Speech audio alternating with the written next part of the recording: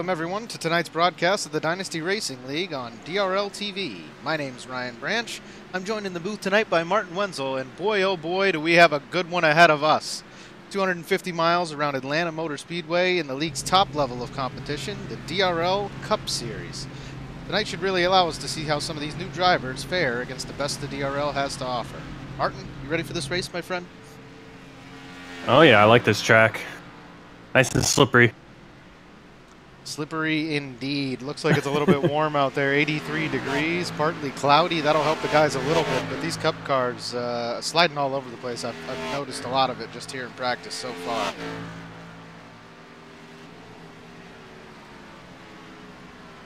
Pull up those point standings. Last week we did have Thomas Harmon take the win there at Daytona, the opening race of the season. Pete Turner coming in second. And Anthony Burrows and Wade Hustad chasing just behind him, so great start to the league so far this year. And Atlanta, I mean, really, it's really gonna show us what some of these new guys have. If we look out there right now, Nathan Jurgensen currently leading in practice. Actually, Eric Hutton just now putting down a better time than Jurgensen himself by only 2/1000ths of a second. So.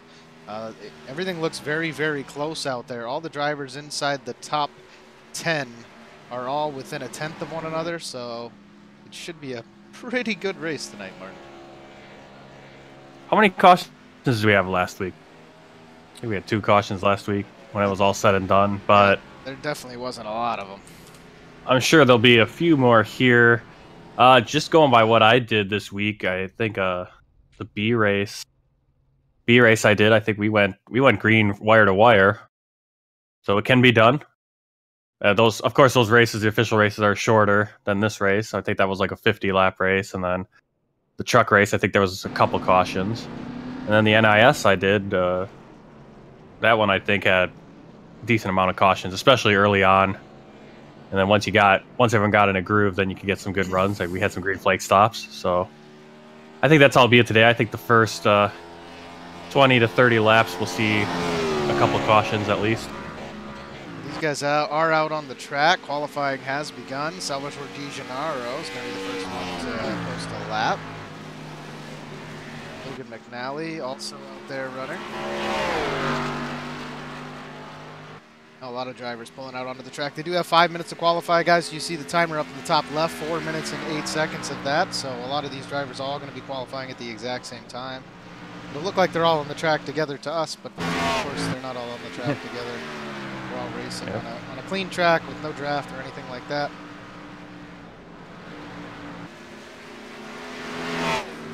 Di Gennaro, as you see there, has the best lap.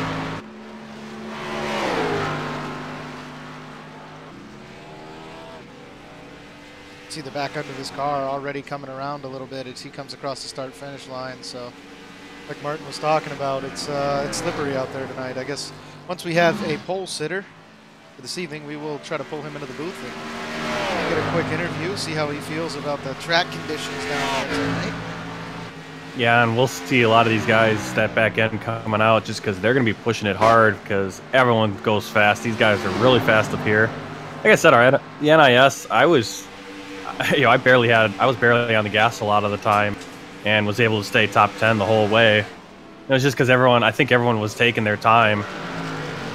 And I think that's what we'll see in the race once we get to the race. Right now they're hot lapping, trying to get that top spot where they get to kind of control the pace.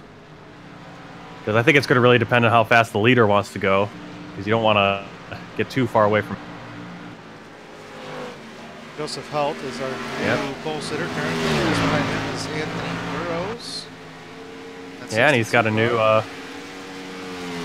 Helt's got his new paint for S2R. Still Purdue, but got the Silent Syndicate racing colors on there as well, or the logo at least. I don't know if I can even see it based on this view here.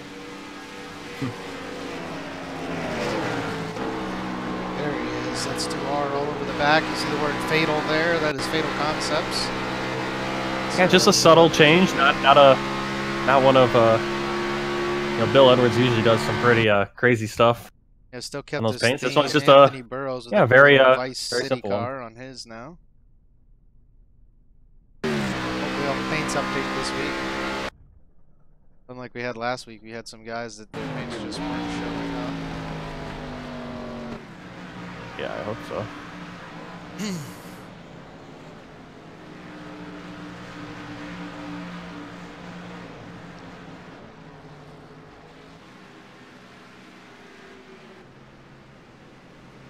So, maintaining the position right now, Joseph Helt still in first. Anthony Burrows sits second. Sean Hughes occupies the third spot. Trying to see if we have anyone else out there running right now. Mike Springer just got the 5th position. Now bumped back to 6th. Nathan Jurgensen, who again was very, very fast during qualifying, currently sits 11th, or during practice, I'm sorry. Sits 11th right now in the qualifying session, so maybe just being very careful. Don't want to drive too crazy and end up hitting the wall 1 or 2 laps in a row and then ruining your qualifying times. So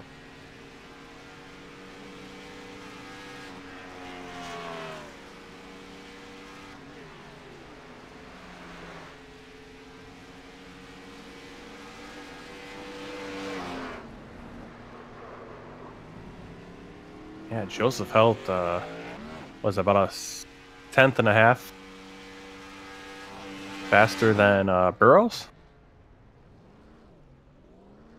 So we're still waiting for, what is that, about 9 drivers still to put in their time. I'm assuming all those guys are either have tapped the wall or putting down a nice slow time. Get into the start in the back of the field. yeah, Eli Hinton goes around somewhat slowly. He sits in 14th now. We do have some times not posted. Carl Dodson not posting a time. Hunter Johnson, Harry Tiller, John Mullins. A similar field quite a size few to what we had last week. Last week, I yeah, think we had 34 37 drivers tuned in. Now we have 34 here tonight. So yeah, gonna be a lot of work for race control. There's 8 guys, no time. I don't know how many of those guys hit the wall. I wasn't watching all of them. cars beginning to get up. Yeah, it sounds like Connor Lane was trying to put down a lap and ran out of time. So I think that should be have to drive through. That's just bad planning. You got to be careful. I mean, there's no excuse to sit in a practice session for an hour and then not get out there and post a qualifying time. So we'll run through the starting grid here. Joseph Helt in the first position. Anthony Burrows occupies second on that outside line. Sean Hughes in third, the number 13. Fourth goes to Thomas Harmon, last week's winner at Daytona. Eric Hutton sits in the 5th spot. Wade Hustad's going to start 6th in the outside. Mike Springer 7th. Chris Lucky will start 8th. 9th position goes to Christopher Pope, and 10th is Taylor Butcher Benjamin in the number 8. The 31 of Nathan Jurgensen sits in 11th. Logan McNally in 12th in the 88. John Theodore sits 13th with Eli Hinton on the outside in the 23. Chris James, 15th position. Alexander Russell will start 16th. Chad Presnall on the 17th spot. Richard Lucky, 18th. Steve Turner is going to begin in the 19th position. Jim Westerfield will start 20th. Spencer Tartan at number 28 starts in the 21st position. Dustin Musial, same number as his qualifying spot, 22nd. Nathaniel Pollard starts 23rd. Salvatore DiGennaro, 24th. Kevin Varnador in the 25th spot, with Tommy Bordeaux starting 26th with that very slow qualifying time. And Jonathan Schwartz, Seth Noel, 27th and 28th. Hunter Johnson, 29th. Connor Lane, 30th. Harry Tiller in 31st. John Mullins, 32nd. Josh Patterson in the 33rd position, and Carl Dodson 34th. So I don't know. Some of these drivers may not be driving, might already be out of the race session. I think, let's see, Carl Dawson's out there, Patterson's out there. Seth Noel, it doesn't Miller. look like gridded up. John Mullins hasn't gridded. Jonathan Yeah, I haven't Stewart seen those 2 yet. is not out there, so. Jonathan Schwartz. Yeah, Schwartz isn't out there yet. Jonathan Stewart, where'd I get that from? I don't know. Losing it, Martin. That's all right. Got a lot of race. Trying to think of a Jonathan Stewart was a running back for the Panthers a few years back. Yep, very true. What is this, 162 laps or something like that? 250 miles? Yeah, 162. So 250 miles, I believe that'd be, right? Yep. This is a 1.54 mile track. Yeah, so those bottom guys, yeah, Schwartz didn't grid up, Noel didn't grid up, Hunter Johnson is out there, Connor Lane, Tiller out there. Yeah, so I think Schwartz, Noel, and Mullins. And then out of those... Good shot of that silent syndicate on the side of the O2, so Roosevelt finally supporting the team. Great job. Something best car, I think, a few weeks back. One of the drivers that came to us during that winter series, or right at the end of the last year's Cup Series, I guess. Yeah, he was in our Cup Series. There to go. Quite a while to take off, almost to the green. Thomas Harmon all over still wiggling. The 62 of Anthony Burrows. So surprised we had nobody spin out there. Yeah, I'm wondering how many. Wondering if there was some short shifting or if everyone just started third. I know I started third the whole time in the NIS just to avoid any chance of spinning those tires. We are quickly heading to single file racing here. Wade Hughes on the side of the 68 there of Thomas Harmon. Further back in the field, we have a little bit more double up driving, but these guys trying to get single file or just get some laps under their belt before they get too risky. Yeah, I didn't watch the real life Atlanta race with the new package, so I don't know how that looked, but iRacing hasn't released the new package yet. I think it'll come in March.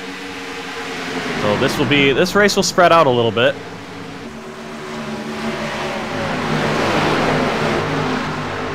I think my volume levels might be a little bit off. Sorry for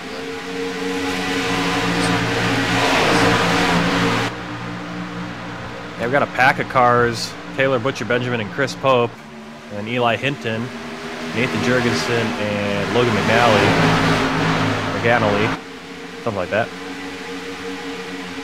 Hopefully he'll correct us.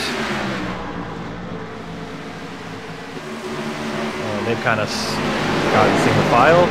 Butcher Benjamin staying on the outside. Of course, now I've lost all my graphics, so pardon the issues. What are those, 2 weeks in a row now? Yeah, always have to have technical difficulties. Well, my volume just wasn't right, so I had to fix it. It brought me out of full screen. Ooh, Eli Hinton. Eli Hinton got a little low there, got below the white line, went about sideways through turn 2. He's going to drop back about 5-6 positions.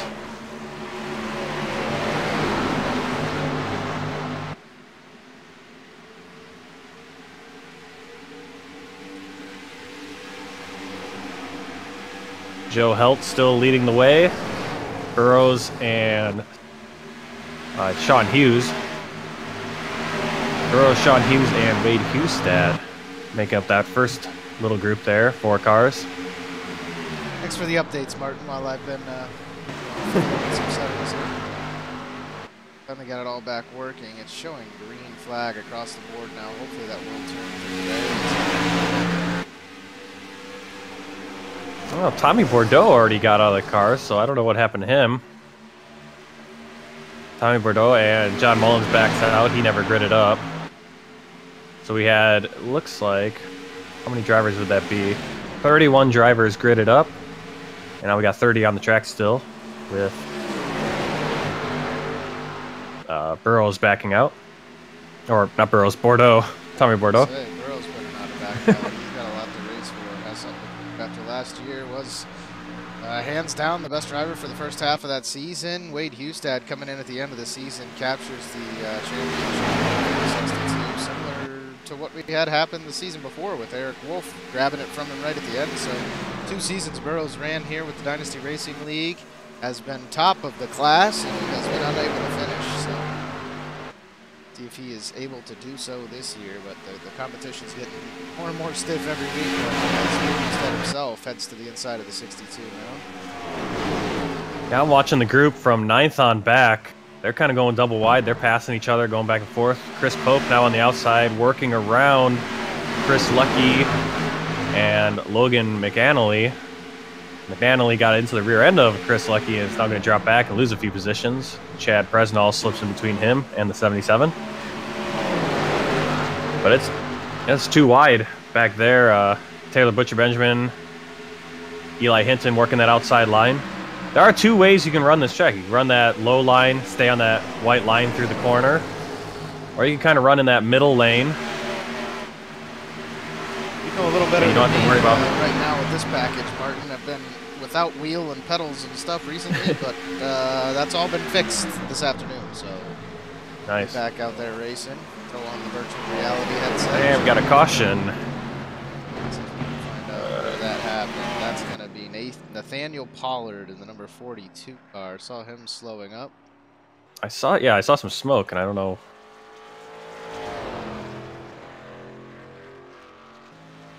And the problem is I'm going backwards, and I have 0 footage of him because he just blinked out that whole way. I wasn't. He just catches the outside wall, spins the car sideways down backstretch. I don't know why a caution flag really flew there. He spun the car sideways down the backstretch, got it straightened back out. Nobody made contact with him. So Connor Lane doing a great job of avoiding the 42 there. And didn't cause a whole lot of damage to himself. Right front is a little torn up, and I know he burned a lot of rubber off those tires turning sideways like that. But oh yeah, I had that during NIS. Did a whole sideways burn, or got spun.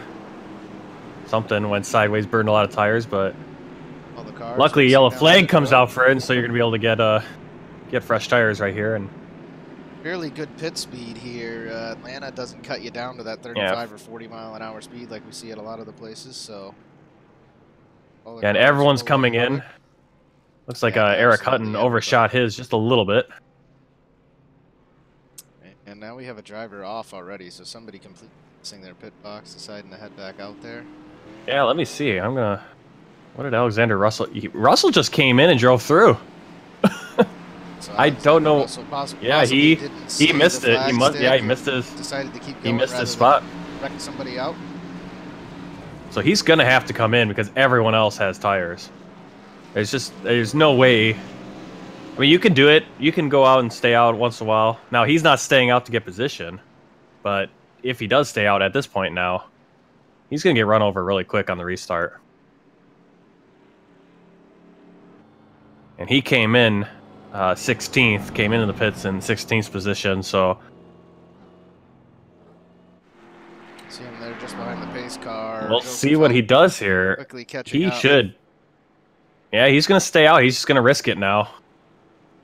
Oh, misses the pit box, decides to stay out there. Hopefully another caution flag flies, I assume, is what he's hoping for. But we know how slippery the track is right now. I don't see it. Yeah, the problem is that he might be the one causing that caution flag. Unless there was earlier damage, Connor Lane maybe not completely avoiding the contact there with Nathaniel Pollard. Maybe he avoided the car but touched the wall because he did come down the pits for a 52-second pit stop. So Connor Lane already with some issues. Yeah, he's got some right side damage. So I don't know if he looks like he hit the wall pretty good. Yeah, I couldn't see that. I couldn't see that whole Pollard thing. It just blanked out for like 3 or 4 laps for him. Well, at least you don't have been doing that for me lately. At least you don't have a graphics program that moves at the speed of a snail. Yeah.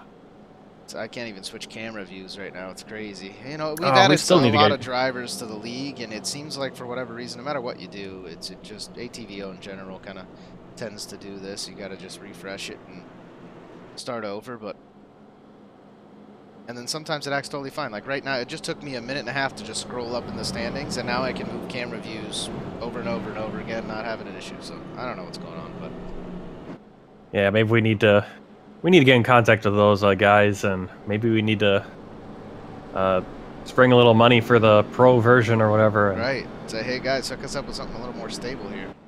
Memory leaks. And maybe that's the thing. I mean, this is a free version, so maybe it's got those memory leaks and everything, and now, if we pay for it and it has those leaks, I won't be a happy camper. All right, so I missed it. So Alexander Russell must have gone down or something. Where'd he go? Yep, he went back. So he went down in the pits now. So he skipped. He didn't go in the pits right away. That lap right after, but now he has, and so he's gonna have to catch up to the field.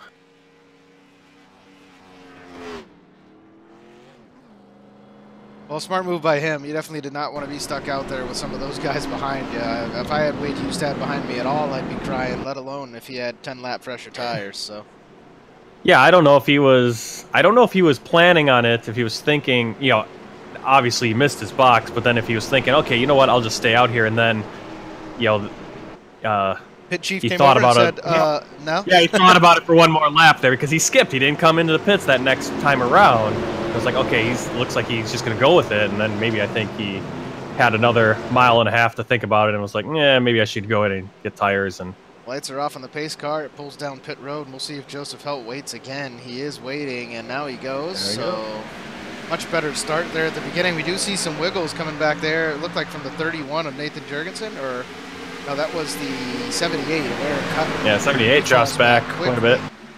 Chad Presnall working past him. These guys are 3 wide there for a second, so everyone a little loose coming out of those corners. And that's where we're going to see a lot of the incidents tonight. It's going to be on the exit of 2 and the exit of 4. So 2 obviously a lot worse than 4 is, because Atlanta does have a tri-oval. The front stretch is kind of rounded, so it makes that turn a little bit easier to handle, but that back stretch is very, very straight, and that wall sneaks up on you quick, Mark. Yeah, it's not too bad though. If you hit your spots, and especially early on in a run, it's not too bad at all coming out. But it's definitely, I think the big issue here is actually the braking points, because some guys are going to dive into that corner a little bit further. They might, you know, they're going to dive into the corner further and then try to get down that white line. And that's probably the worst thing you can do, because then you're going to cut in front of someone who's already got the speed, and you're now slamming the brakes to try to stay off the wall. If you dive in deep, stay up high, just ride the wall around, and you'll come out ahead of the guy on the bottom white line. So there's 2 lines you can run here. You know, we can see Hughes kind of running that middle line. That's what you're going to have to do if you want to pass.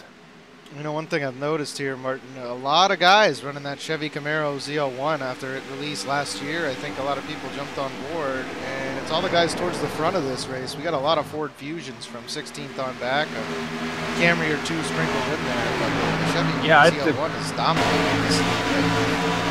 Yeah, I'll tell you, Toyota is not too popular up with the Cup guys. You look at the top 20 drivers in our standings, and it's all Chevys and Fords, so... Yeah, I don't know what that is. I don't know why the Toyota hasn't taken off. I don't know if you've driven in one of those Camrys, but they do have a little bit of a weird noise to the motor. So. Well, that's what I drive. I drive all those Toyotas. So. Yeah, it's kind of strange. You know, I sell Fords. Well, I'm glad I picked the Toyota, because the Chevy. If I had picked the Chevy, it would have had to switch out pretty quickly. Starting iRacing, so hopefully get a few more years out of the Toyota. I don't got a whole lot of camera changes going on, because once again I'm all froze up here, but I'll try to head back up towards the front. What's going on up there? Yeah, Joseph Helt. Hustad. That was a nice. Helt, so on the door. Sean Hughes sits in the 4th position. Half-second lead for Joseph Helt there. Rest of the field. At this point, there's no reason to push it either to try to keep up with Joe. If he wants to run away, let him run away, burn the tires. Really early on, there's gonna be at least another caution. I'd be surprised if there wasn't. We've got a lot of guys chatting in the YouTube channel. Thank you to everybody for tuning in and watching the race this evening. We are happy to have you.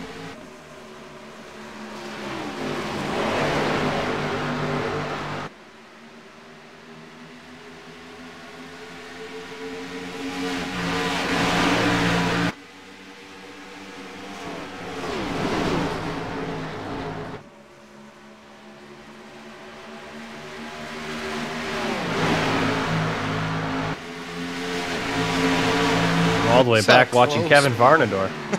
These guys come so close to the wall. It's absolutely mind-blowing. Well, I think that's actually the issue you're going to have here. Is actually a guy getting close to the wall and getting too worried that he's going to hit the wall and overturning. That's the same thing that kind of affects guys at Dover. You know, you come out of that wall and you see that wall coming up fast, and you keep that wheel turned longer than you need to. Yeah, and then that back end slips out, and you're, especially on this front stretch, this front tri-oval. That tri-oval is so, especially later on in the run when The tires have been worn out. Yeah, it's just like it is at The car just Charlotte. You gets just so turn the wheel slick. a little too much because too wide racing in that tri-oval at Charlotte is Ooh, unbelievable. terrible. It's very, very similar here. You think the guy's going to come up into you, and then you just pop, you coast out, and then the wall's there, so you pop the wheel left, and there goes the back of the car.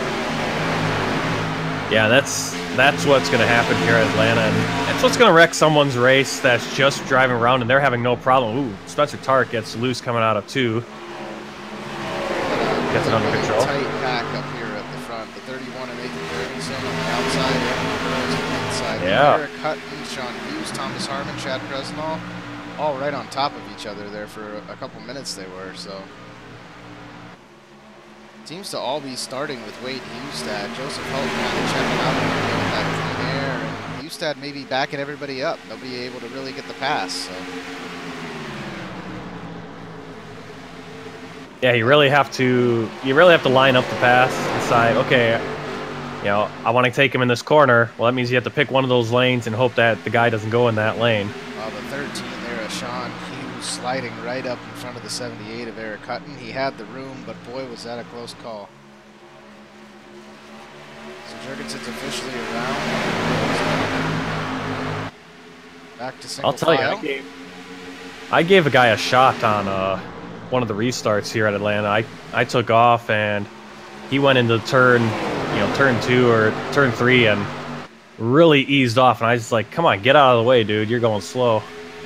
This was a guy who was also a pretty aggressive driver earlier in the race, so I was just paying him back there, but just moved him out of the way. And Burrows back to the inside of the 31 of Jurgensen, said, I want my spot back, please. Wade Hustad does cut him off down on the inside. Now Burrows is going to suffer on that straightaway speed down the backstretch. See, he had the advantage because he had the run by going single file on the last lap, but right there, he just had no speed coming into turn 3, so. Yeah, doesn't seem like anyone is willing to just give up a position either early on in this race. That could be a strategy for some guys. Just, hey, someone wants to take position, just give it to them, save your tires, wait until... I know we don't say this very often, but Wade Hustad almost seems like he's holding up a line of cars here a little bit. I think Burrows and Nathan Jurgensen both to the back end of the 32 multiple times now and just unable to get it in a position to pass.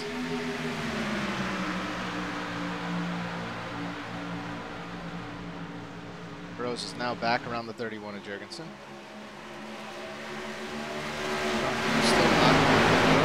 Hutton, Thomas Harmon sits 7th. Logan, I don't know how to pronounce his name. I think it's McAnally, probably. Yeah, something like that. McAnally, probably. Maybe. Mike Springer sitting in that 9th position. Chad Presnall sits 10th. Got Eli Hinton, Hunter Johnson, and John Theodore. Hunter Johnson and John Theodore, I think, ran next to each other all season last season. Yeah, they were right there towards the end of the playoffs too. Yeah, I'm watching all the way in rear, and Nathan, I'm watching Nathaniel Pollard. He just cut through the grass a little bit on the tri-oval. He is running 30th. He's still on the lead lap. So all 30 cars that are on the track are on the lead lap. So Pollard that first caution flag with the solo spin. Yeah, and he almost lost it there on the tri-oval as I started watching him. Cut the grass a little bit. Burrows finally able to get around the 32 of Hustad, and now you have the 13 of Sean Hughes looking to do the same. So as Burrows does get around Hustad, now he's slowly reeling in the 02 of Joseph Helt. So I really think he just needed some fresh air, needed to get Hustad out from in front of him. But the passing clearly not the easiest of things to do, especially not on someone like Wade Hustad. So I imagine tonight, Martin, we will see pitting much before fuel is required, likely, right? Tires are definitely a big thing. Yeah, it's going to depend. Yeah, as soon as that first guy goes in, you're not going to want to stay out too much longer. I know you ran NIS. Do you know how long about guys are feeling comfy on tires here? 50 laps, or what are we talking? Yeah, I want to say it was probably 40 laps was when guys started going, somewhere in the 30 to 40 range. And I remember last year running this race. I didn't run the Cup one, but I did run, both the Grand National and the trucks, and you get to that point where people start pitting, it's really tempting. You got to play it by ear. Do you want to go in and pit, or do you want to stay out and potentially gain a ton of positions when that yellow inevitably flies during the green flag cycle? Because that's going to be probably your best chance of a yellow flag flying is during that time. People are coming down pit road trying to slow down on really old tires. You got guys coming out with new tires. People get into each other. Speaking of old tires, I think the 32 of Hustad may have just burnt his stuff up, as he's now let the 31, or I'm sorry, he's now let the 78 and the 13 both around him as well. So, and Hutton got a little wiggly there. I think that was, he saw the wall coming and he just, he had the wheel turned just a little too long, and that's what's going to happen. If you just a split second too long, you can really straighten that out a lot sooner. And if you do that, you're going to wiggle. You guys now see Nathaniel Pollard down pit road again. He's been down there over a minute now, so that damage coming back to haunt him.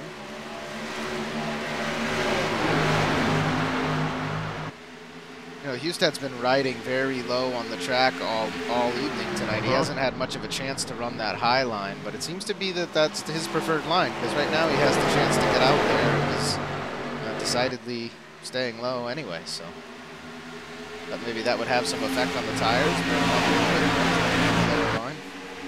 Yeah, I think later in the run, guys are going to slide higher and kind of just coast in that middle groove there.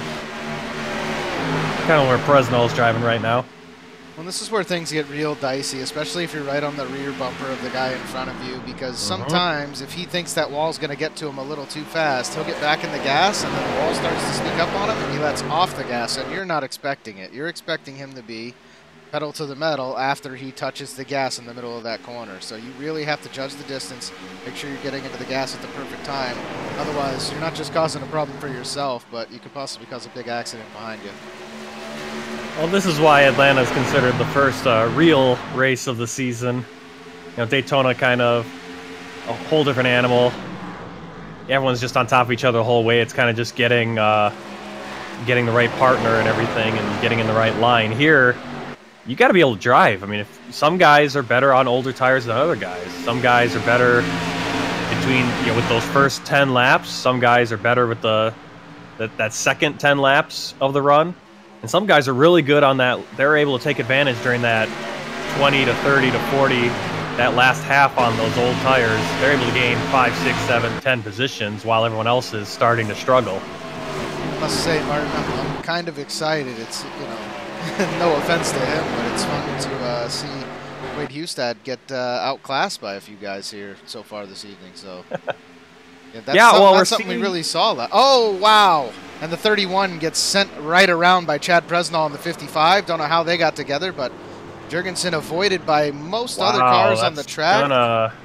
John Theodore just barely able to avoid him. And we're going to go back and capture that one more time, as I know Presnell got into him. Question is... Yeah, Presnell got up down, him. Presnell shoot 30, up? Well, at least from the blimp view that I'm watching, it looks like Presnell just squeezes him into the wall. But I'm going to go into that far chase to see. Yeah, I just watched it time here. Presnell... Yeah, it looks like Jurgensen's getting head straight, and then Jurgensen gets a little close to the wall and maybe pulls down right his head. Yeah, that's kind of both straightening the wheel onto the straightaway. Yeah, that's a both. So. I would give that to both guys on that one, because it's just kind of Presnell's coming towards him. Jurgensen's running out of room, corrects a little bit, and... Well, that sent the 68 at Harmon around, too. I don't know if the... sorry, yeah, it looks like... Yeah, let's see what we got. Harmon left, right, able to save it. The 23 of Eli Hinton barely able to stay out of him. The 12 23 gets into... Well, 23 got into Hunter Johnson as well, but looks like 23 is able to avoid most of... Mike Springer also getting spun around, and he's unable to get up the banking here at Atlanta. The car is kind of stuck. Let's go back and see what happens. Yeah, where did he go? Yeah, he's running behind Eli Hinton. Yeah, he's behind all those guys. He swerves to avoid. Oh, yeah. He hits the brakes Harmon just gets him. Swerves down to the Harmon inside. just gets him. Gets that rear end, just tags him a little bit. Oh, yep. Just as he makes. So that takes out a little bit of damage there. Springer, Hunter Johnson. Now Hunter Johnson, I think, got the worst of it. He hit the wall head on. so he got some significant damage. Springer's got a little bit of rear end damage there. Harmon, I think, is pretty clean. I don't think Harmon ever touched the wall. He Hunter just kind of Johnson almost burned those able to tires. stay out of that wall, but Eli Hinton does turn him sideways right up into the outside wall there. So Yeah, I don't think you're wrong, yeah. Martin. That looks like possible engine damage for the 48. The 12 taking slight damage to the rear. Harmon's gonna have a little bit of front end damage from hitting Springer there right at the end. It's gonna be engine hurting though. The 48 possibly looking at a race-ending crash there though. Yeah, and Hinton's gonna have a little bit of damage from getting into Hunter Johnson, but I think he's going to have, out of that group there, the least amount of damage. So he does have, all of that results from this moment right here, where you see the 55 and the 31. Right after the first section of this tri-oval here, they both try to straighten out. The 31 maybe a little closer to the wall than he'd like to be. And Presnell was just coasting up towards him like you would expect to do, and that starts the whole process. Everybody hitting the brakes a little too hard, and the cars go sliding. So, well, that's the worst place for anything to happen on the track, because that tri-oval is super slick. Your car just kind of floats through there, and any shifting, and that's the hard part about it, because you do have to kind of turn the wheel a little bit, because if you turn it just a little bit too much to the right, a little bit too much to the left, you're going into the wall, you're going into the grass, and suddenly just those tires lift off the ground, and you're flying sometimes. You have no grip through that tri-oval, and so if a guy, Jurgensen's kind of cruising, kind of coasting into the wall, he starts correct, he just moves a little bit. There's nothing Presnell could do at that moment. Not that there was really any chance, but even if Presnell had been maybe 2 or 3 car lengths back, if he had adjusted, he would have probably cruised in the grass and wrecked himself more than anything. So, well, Joseph Helt now in the lead. Helt's been in the lead the whole time, but John Hughes up in the second, Hutton in third. Yeah, we have those Hutton and Hughes, brand new rookies. Helt raced, I would say about half the season last year. I think he got a win or 2 under his belt, but did not qualify for the playoffs due to participation requirements. So he's no longer a rookie, but still not as many races under his belt as a Wade Hustad, and definitely behind him. Well, we got some guys in the YouTube channel asking, and I just noticed Anthony Burrows drops all the way back to the 25th position there. I'm going to try to grab him real quick if I can before we go green here. Anthony Burrows, you got a copy? Yeah, I got you. Hey, first to 25th, man. We didn't really see because we were trying to catch the wreck. What happened to you there? I kind of used the bathroom. Oh, the classic bathroom break. Yeah. All right, buddy. Well, get out there and race your way back to the front, man. Good luck. Thank you. Well, that explains it. Well, that explains it, yeah. Yeah, they don't have the in-car system. Yeah. I suppose you could rig something up. You could try. I'm just saying, as a sim racer, there's zero chance I would ever rig something up like that in my house. All right, buddy. I'm sure there are guys that do, but yeah, I'm thinking. I mean, you got to remember, Burrows is a teenager. I doubt his. I would think his mom would be going, "What the heck are you doing?" If he rigged something up like that. Everybody wiggling again. The 13 there, Sean Hughes getting very, very loose right in front of Wade Hustad in the 32. Hustad able to drop down to the bottom line, and he's going to take advantage of that. Pass. Chad Presnell, the one who maybe did or didn't cause that accident, and he got into. Who was it that he got into there? That would be Nathan Jurgensen. Oh yeah, the 30. Yeah, Jurgensen. Chad Presnell is up in 6th right now, so he didn't really take any damage from that whatsoever. Just slight rubbing on his part. Tart almost takes a 3 wide out of turn 3, or out of turn 4.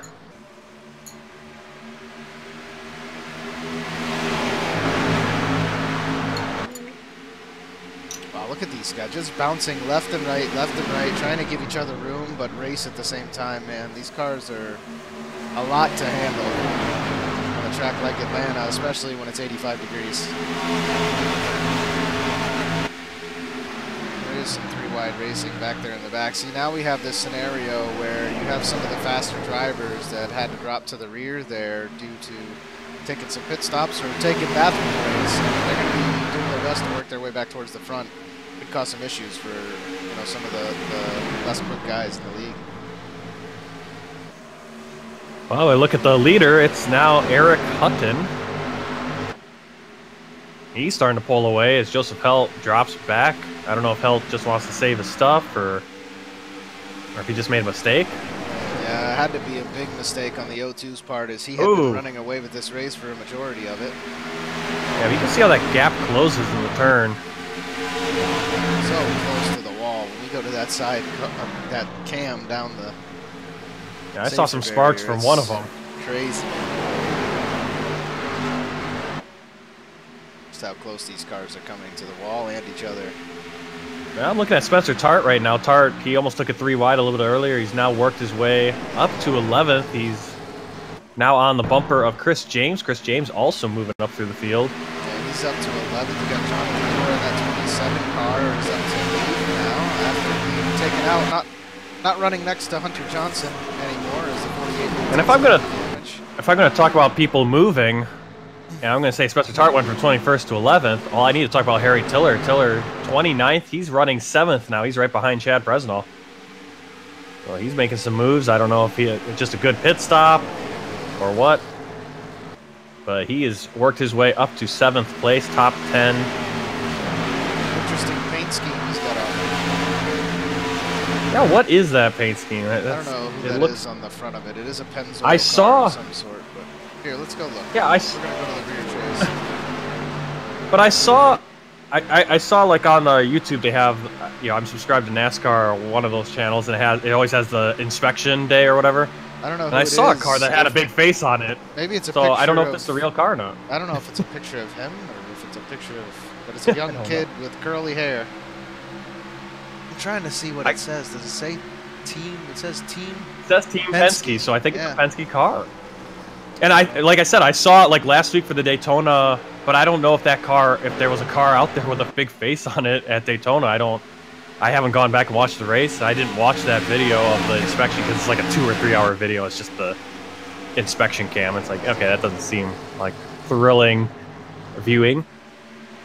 But I saw that was like the thumbnail was that car. It was a car that had a big giant face on the hood. And I'm like, whose car is that?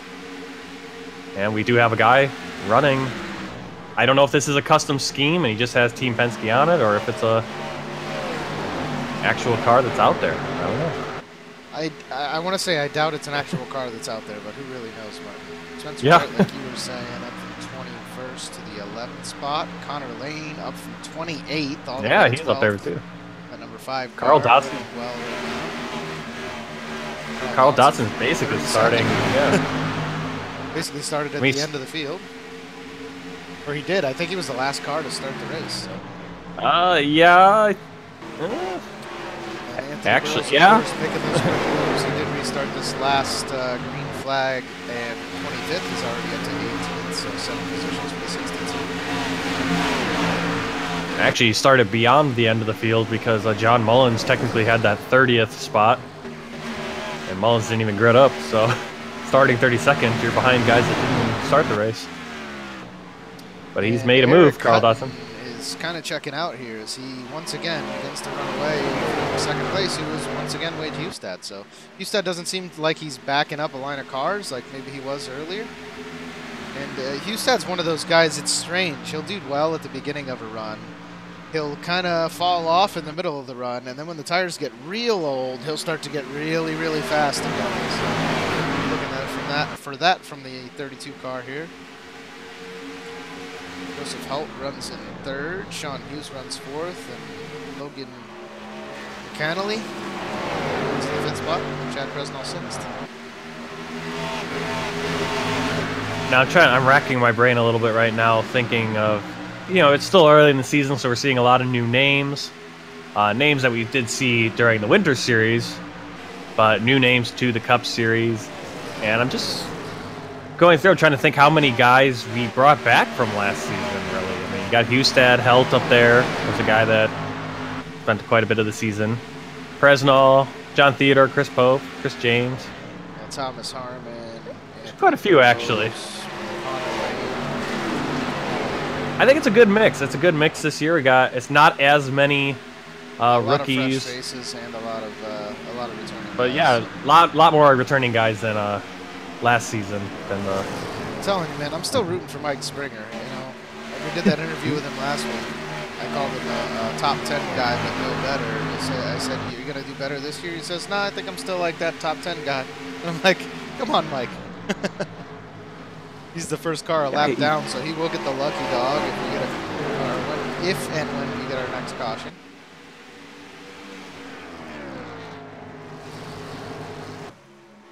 Is Eric Hutton also just running a very plain white 78 car? No, he's still running that Chick-fil-A one from last week. That kind of sparkly. Mm-hmm. That sparkly reddish orange one. Car. That must not be loading for you. Running, so. Well, that's not good. Yeah, last week yeah, we mentioned him last week. He had that nice Chick-fil-A one, kind of that metallic orangish red. So hopefully at some point we can get that one showing up on the broadcast. Well, again. Everybody's white right now because I just refreshed all the paints. Yeah, trading paints has been. At least today I didn't have as much trouble with trading paints getting. Because like last week, trading paints loaded in all the cars that were in the session at that moment, but then if guys joined later, trading paints refused to get their paints, even if I refreshed. And I was like, okay, cool, thanks. You know, so now I got half the cars. But today, everyone was able to finally get in. And yeah, you got iRacing has its issues, trading paints. There's so many moving parts with this stuff. Tell me about it. I'm the one over here trying to control it all. Yeah, and it's still showing technology him in that all-white car, so it's just got like a little bit of a black hood. So maybe it's updated, and you just don't have the update, Martin, because everybody else for me seemed updated. I did have the new skin on the O2 there of Joseph Helt that wasn't. Yeah, I don't know why that. Week, so. Well, if that's his new paint, I'm still getting his old paint. Trading Paints gave me his old paint, which I think looks better. If this is his new paint, it doesn't have a banner on it either, so I assume my Trading Paints is just on the fritz. Yes. It's always weird how I know we've had that sometimes where Trading Paints will download one paint for you, and I'll get a different paint.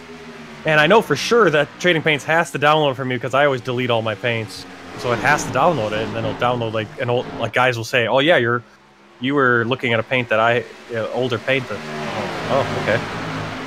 Well, that's the one Trading Paints decided to give me from the ether.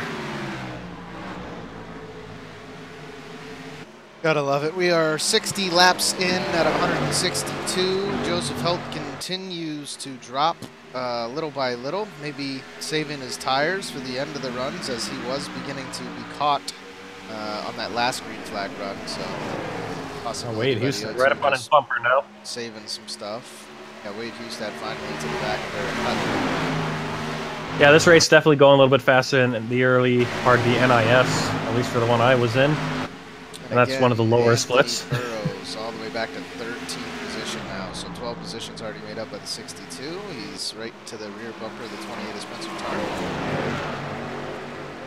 Yeah, Spencer Tart and Connor Lane in front of him. Those two guys working their way up from the rear of the field. Burrows trying to work his way back up to his starting position. He's going to be able to get the pass on both of them. He already squeaks by the 28. The 5 is now on the outside of him as well. So.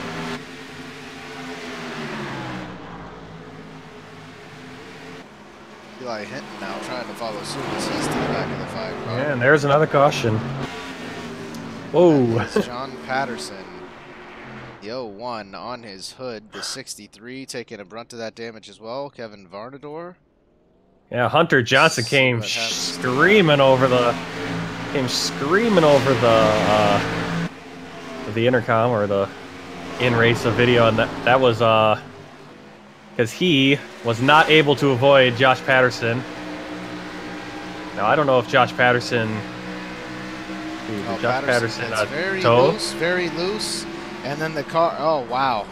He got real loose coming out of the corner. He saved it. And then he got even more loose. And, yeah, Patterson... Yeah, Hunter Johnson just can't avoid it. Just I don't know if Patterson held the brakes the whole time as the car did turn back down the track, and the 63 there of Kevin Varnador absolutely plows the 01 at full speed. So that will all but be the end of Kevin Varnador's race. I don't see any chance of him getting back into this one. It looks like, yeah, I mean, it just looks like everything, you know, Patterson's sliding. He's skidding. I think he's trying to hold those brakes down. He slides right up onto the track. Watch that from his cockpit. So who's the first one? Who's the first one to clips him? Is that Kevin Varnador, the first guy to clips him? No, that's 48 of Hunter Johnson. That's why he. Well, Dustin Musial also clipped him before the 48 did. So Musial got a little damage there, and then that's Hunter Johnson hits him. So angry because he came. Oh yeah. he went, and that's the reaction I would have had there. I wouldn't blame the 01. That wasn't the 01's fault. It's just, you know. That's kind of a situation where there's just nowhere to go and just couldn't get out of the way. Riding along now with Kevin Varnador. You can see it way up in front of him. Everybody does it, you know, it gets a little bit loose, a little bit loose, a little bit loose. He sees him down to the inside, he starts to brake, and he just can't turn the car any more than that. So if Varnador would have broke any harder, he would have spun the car out anyway. So absolutely destroys the 01 of Josh Patterson and the front end of his car. Unfortunate way to go out, but that it will likely be the end of Varnador's race. Heavy smoke as he heads into the pits. When did Varnador hit him? Is that after Hunter Johnson hit him? Yeah, immediately after, and he completely T-boned. So, that sent the 01 on its hood. Oh, okay, that's why he's on his hood. I didn't know if Johnson did that. See, it keeps blanking out for me at random points. I don't think the server can handle all 30 cars for some reason now. ATVO is not good at handling that many cars, I can tell you that. Guys, yeah, iRacing is being a little bit glitchier now than it's been before. We're going to take a quick commercial break, and we'll be back with some more green flag action in just a couple minutes.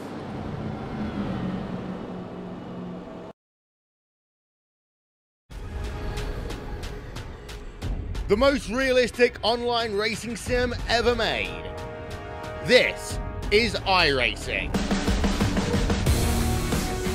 Detailed laser scan tracks, fully dynamic real world cars, and over 50 series to choose from. 6 online world championships offering over $100,000 in annual prizes. This is the original esport racing game. This is iRacing.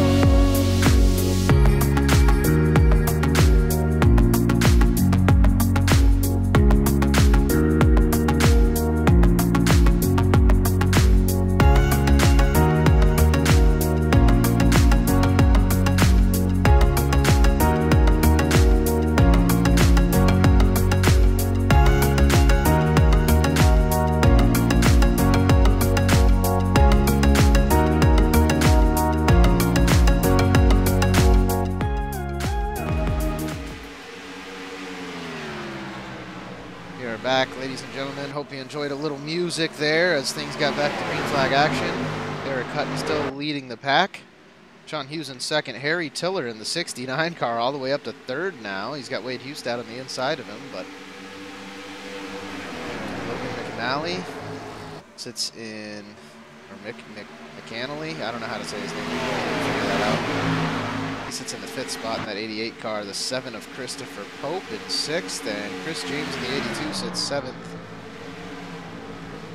At the beginning of this next pack, 3 wide racing. Spencer Tart, John Theodore, and the 82 of Chris James all getting very, very close to one another. Spencer Tart backs out of there, wants nothing to do with that 3 wide action, and he's still tangled up in it as Chad Presnall heads to the outside. So they go back 2 wide before they get into the corner. Yeah, and Joe Helt is all the way back. He was caught speeding on pit road. He's back in 18th right now. Joseph Helt, our pole sitter. Currently 16th as he makes a couple passes there. But as you guys see, Anthony Burrows in the 62 car back up to 10th. He was able to fight his way back to the field. Hopefully Helt is able to do the same.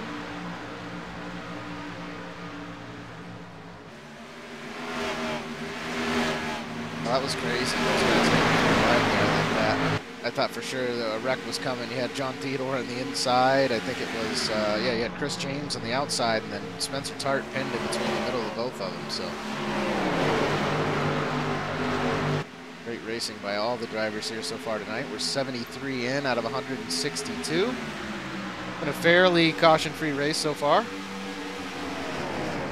Well, Harry Tiller and Wade Hustad gonna look like they're gonna sandwich Eric Hutton there.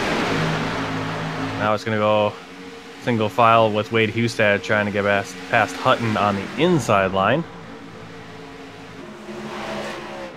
Sean Hughes with about at least a half-second lead, if not 3/4 of a second.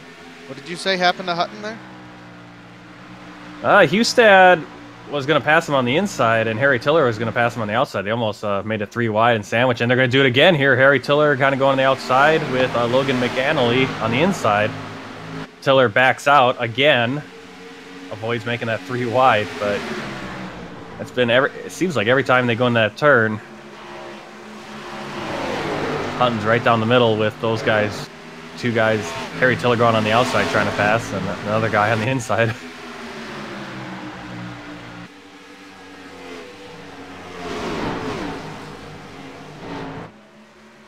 Joseph Helt now up into 15th. With Taylor Butcher Benjamin in his sights.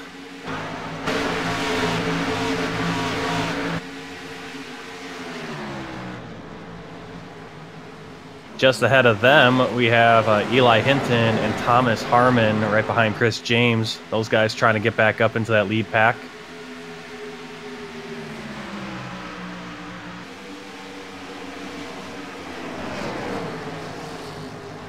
Yeah, so Chris James up there was competing for spots next to Burrows just a few minutes ago, and now he's falling back. After being passed by Eli Hinton, he sits 13th. Yeah, Thomas Harmon and Eli Hinton involved in that. Was that the second caution or the first caution? Whichever one where it collected a lot of those guys. The one with Chad Presnall and Nathan Jurgensen. I mean, those guys got caught up in that. Hinton and Harmon. Yeah, it was the second caution of the evening. Yep, working their way back up. Daniel Pollard. Kevin Varnador, as I figured, the one who sent the 01 on his hood, has left the race, so both of those drivers will finish. Currently 16 laps down. That will be their finishing position. Hunter Johnson, who took a brunt of damage as well by clobbering the outside wall. He is 13 laps down, but he's on pit road, and I think he's going to try to get back out there and run. He's now spent about 7.5 minutes in pit road, so. Yeah, I'm sure he has some significant engine damage from that. Just the right front clobbering the 01. So Yeah, that's enough. He gave the wall some good punishment. So, and it hits back. Yeah, he had Yeah, he also hit the wall in that caution before, so he's had some bad luck today.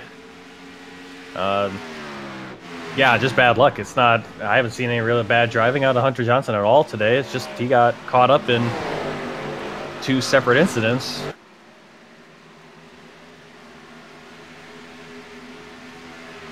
So he's gonna be hoping for a better race next week at Las Vegas. That's going to be a good race. Vegas is always a fun track to go to. Well, Sean Hughes pulling away. He's now got a 2nd lead over Wade Hustad. Yeah, Logan McAnally right on the back of Wade Hustad there in the 88 car.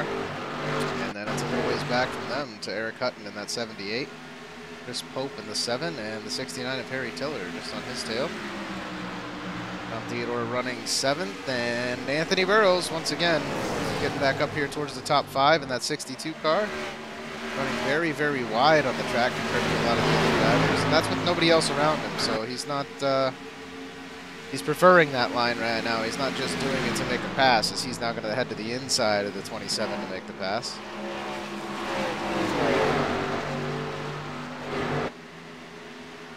Whoa, and the 69 there, Harry Tiller getting very, very loose. And John Theodore being very patient, easily could have ran in the back of the 69 there. The 69 closed that gap. That Bresnell also going to have to follow suit and be patient behind the 69.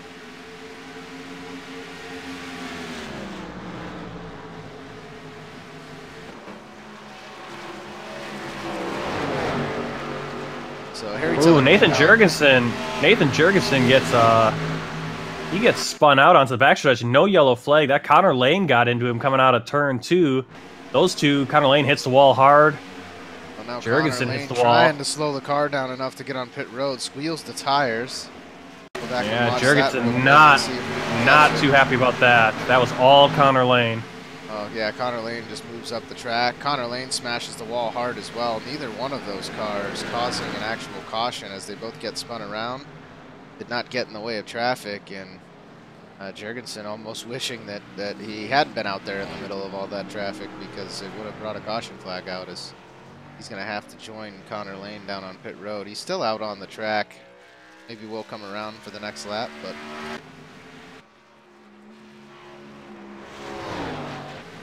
Jurgensen, tough luck for him. He was running so fast all practice session. I believe he had the 2nd fastest time the entire time in practice doing the hot laps, but it just goes to show you hot laps aren't everything. There's a lot to be said about running around these other cars. So Wade Hustad now no longer in 2nd position, must have made a large mistake, as Logan McAnally is now sitting in the 2nd position. So 88 able to make the pass and put a gap between him and 32. Dustin Musial is going to come down pit road, so now the 22's down there as well.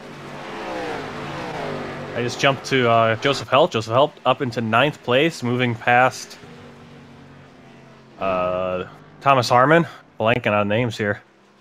Just moved past the Avril Lavigne 68. Joseph Helt. Not sure what the 22 was doing. Maybe he got wrecked through pit road. I don't know if you can. Oh, he did. Uh-oh, he did. Let's go see when was that? What happens here to the 22. Oh, yeah. It popped up on the pit board that the 22 came down pit road, but yeah, he was in a pack here. I'm looking at, yeah, this could be his. It's gonna be right before he gets. The 26, and the 77. He's lucky. Yep. He just kind of gets run up into the wall. I don't think he got ran up there. I think that just he went up there. Yeah. Yeah, he just didn't get into the brakes enough and slides down across the infield into pit road. So that's two wrecks in a row that didn't bring out a caution flag. Now we have Dustin Musial's going to get a, for what it's worth. He did a really good job. He did a really good job just kind of eating the wall, staying out of Carl Dodson's way before sliding down into the grass. Otherwise, that would have brought out a yellow. He is going to get a speeding penalty. So not only does he have to get the car fixed, he has to make a pit stop because he ate his tires up, but he's also going to have to serve a 15-second speeding penalty for sliding through pit road there. So.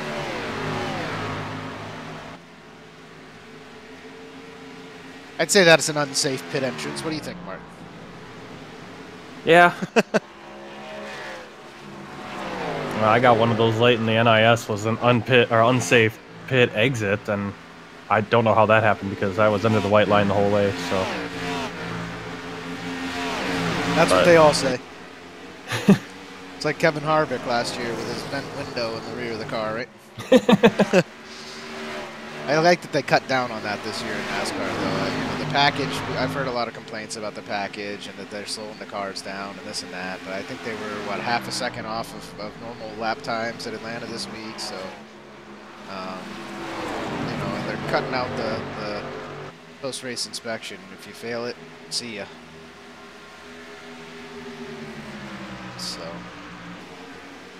it's good. I mean, I don't think anybody, you know, if you fail your post-race inspection, you don't deserve the win. That's how it should be, if you ask me.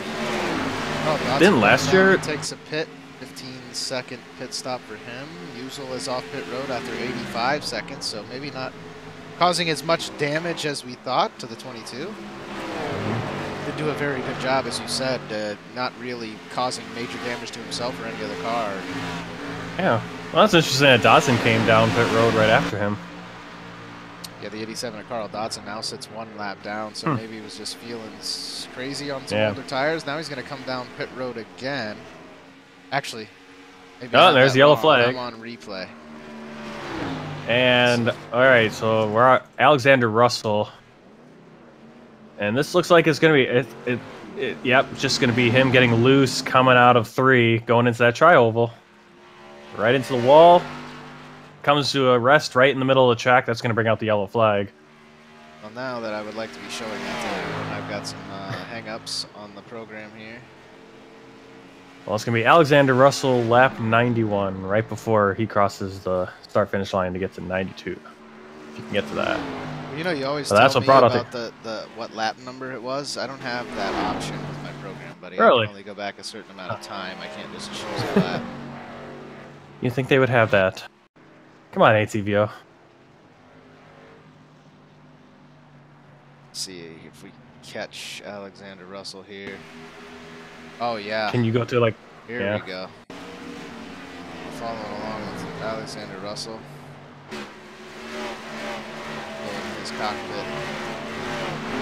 If I can get there.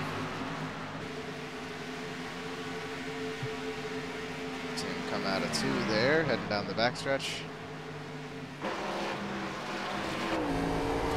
Here he is. You can feel the car's starting to get loose in the middle of the corner. He keeps trying to correct it, and then hits that outside wall and holds the brakes the whole way through, just trying to stay out of everybody's way. So that could have been a lot worse than it was. I don't know how much engine damage he caused sliding across that wall with the nose, but that could have definitely been a lot worse than it was, Mark. Oh yeah, I mean he didn't do a ton of damage to his own car, and he was able to. These guys race off a pit road. What a tight race that was! Wow. Logan McAnally in the 88 barely comes across that line ahead of Sean Hughes. Then you got Wade Hustad, Eric Hutton, and Anthony Burrows back up to the 5th spot. That was crazy. The cars were just going sideways right next to each other. I want to look at that again. Man, look at all that smoke. Yeah. Sean Hughes just sliding sideways had to a the very far pit box in the back, and Sean Hughes just trying to get on it and get out of there, but the 88 just barely able to edge him out. Anthony Burrows now you do have to suspend your over the 78 as well. Suspend your disbelief a little bit because some of those cars just drive right through each other, but who's counting? It'd be a pretty big mess if they.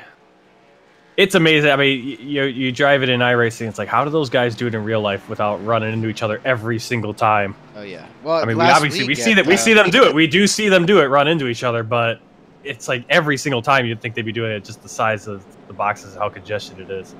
Just myself last week at Daytona, I was in the trucks. I was running a decent race, 30 laps in. I felt okay, and I was on a wheels and pedal that I borrowed from a friend of mine. Was not used to the brake pedal. Had a hard time stopping myself. Well, I was going to be okay, so I go to pull down into my box, and the rear end of Jeremy Hebel was there, and I thought I was going to clip through his car like you do on pit road, but you typically only clip through cars on your way out of a pit box, not on your way in.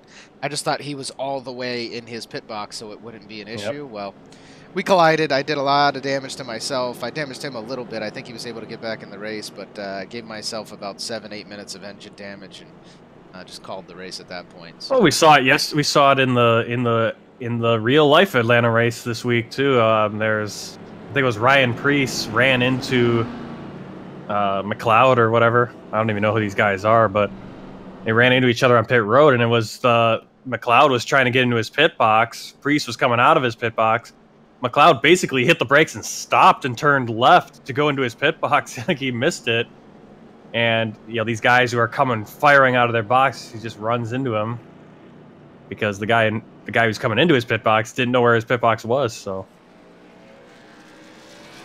it does happen in real life, but it's just amazing, yeah, that we get to clip through guys in iRacing a little bit. And it's, I don't know, like, some of these pit boxes seem to me, and maybe it's just the game, or maybe, I mean, I've been to New Hampshire Motor Speedway, and I've seen the pit boxes, but when there's two guys in a pit box, one in front of your box and one behind your box, how the heck do they even get the car in there? You got to slide it in there. It's like you're parallel parking without backing up. It's crazy. Yeah. Some of the stuff these guys do, so I wouldn't expect your average iRacer to be able to do stuff like that anyway. No. If they took away clipping through vehicles, I think we'd all be in a whole lot of trouble, but maybe it would teach everybody how to slide into their pit box the right way. Who knows? Yep. You don't know what you have until it's gone. So Logan off on the pace car. Logan McAnally is going to be our leader as we come to the green flag, electing to take that inside line. He has Sean Hughes in the 13 on the outside, and Wade Hustad just behind him, taking his time, being patient, and he's off. So good jump there by the 88 of Logan McAnally, makes that happen. 13 with also a very good jump. Yeah, stays with him.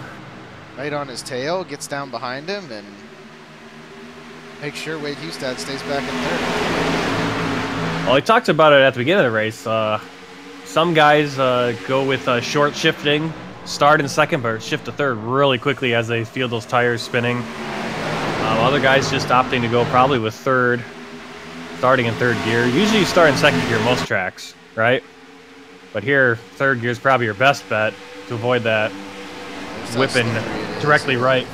Yeah, you don't want to get the tire spin, so haven't had many. Oh, wow, the 62 of Anthony Burrows down onto the apron, sends his car sideways. He's able to keep it out of the wall, but somebody slides right down in front of him. No! Oh, and it's taken out the field. That's going to be a yellow flag. That thing took... Well, of course, wow. Again, my camera, always during the most important parts, I'm having a hard time. I saw at the very tail end of that, don't spoil it yet for the viewers, Martin, but I did see, after Burrows got loose, somebody came down across his nose. We're going to watch it one more time here. Well, I'm just going to watch Burrows and see Burrows survive all of this and not... Yeah, Burrows, no damage. Christopher Pope. Anthony Burrows goes 3 miles per hour and somehow avoids all of it. How does he avoid all of it? It's the wreck. He just calls it now. The wreck was on me. Sorry, guys. Yeah, he got loose.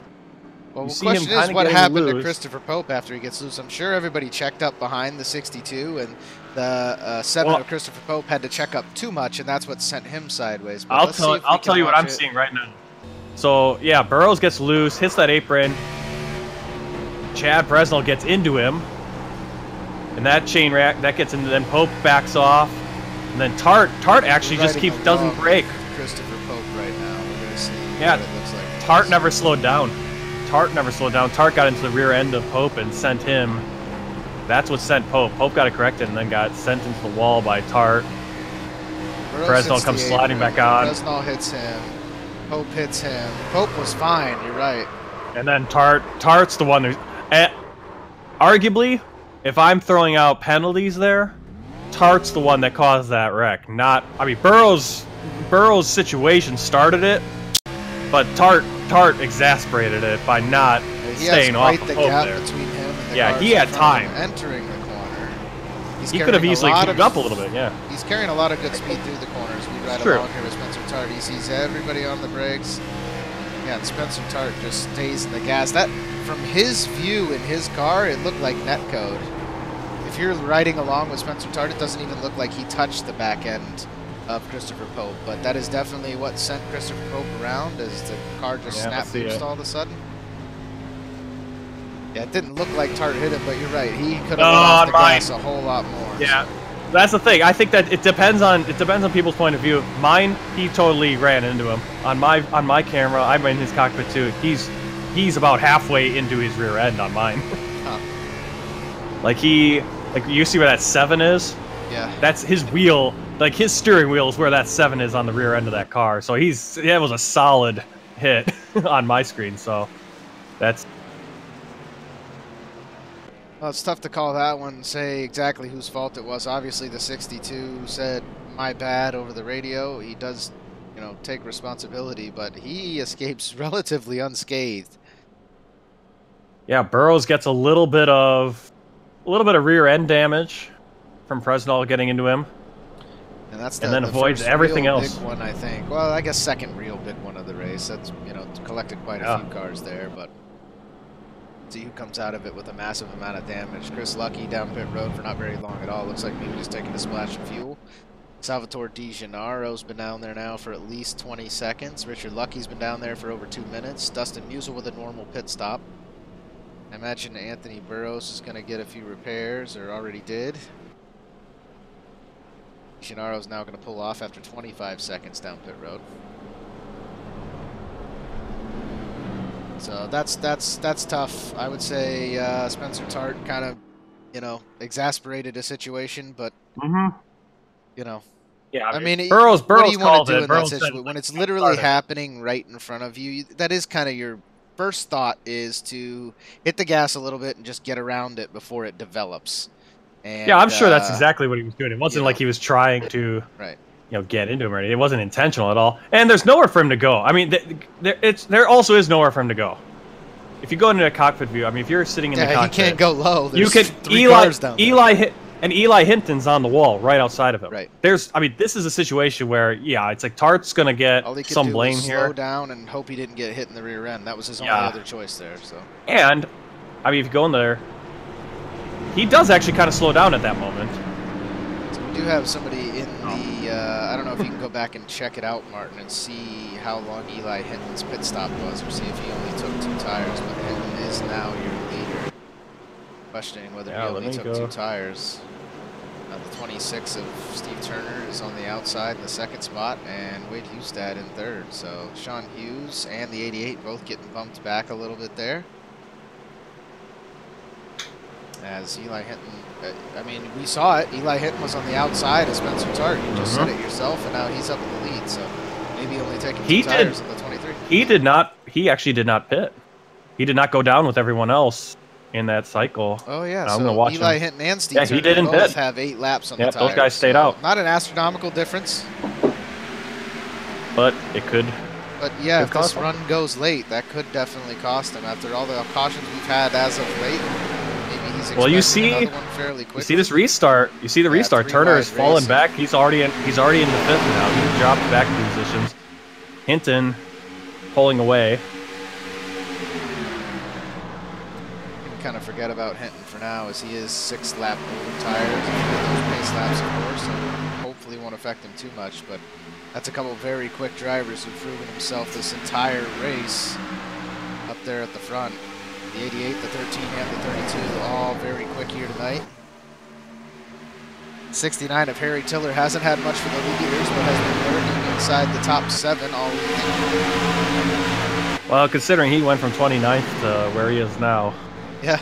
Anything anywhere he finishes in, if he gets top 5, that's success in my book. And then the second driver to work his way through the field, Joseph Helt, there after serving the speeding penalty earlier in the race, is all the way back up to 6th.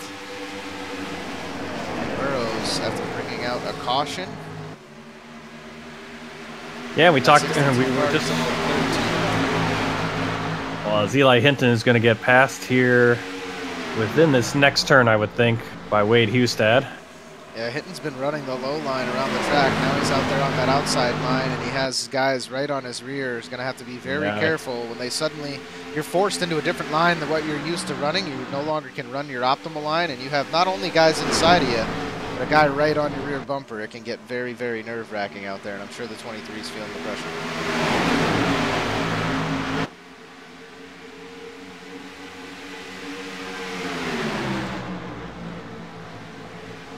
Tight racing up towards the front, too wide the entire time. Hustad unable to get the run he needs off the corner. See if he's finally able to squeeze up in front of the 23. Can't make it happen this time around, and he does right at the start-finish line. So Wade Hustad, your new leader. Now you have the 88 car of Logan McAnally trying to get around the 23 as well. So he will be successful as he follows the 32. And now the 13's going to try it, so everybody heading to the inside of the 23, using that to pass. There's Joseph Helt knocking at the door of the 69, of Harry Tiller. Oh, and as I say that, the 02 of Joseph Helt, a little too much speed. Hits that outside wall out of 3. Chad Presnall down pit road, the 55.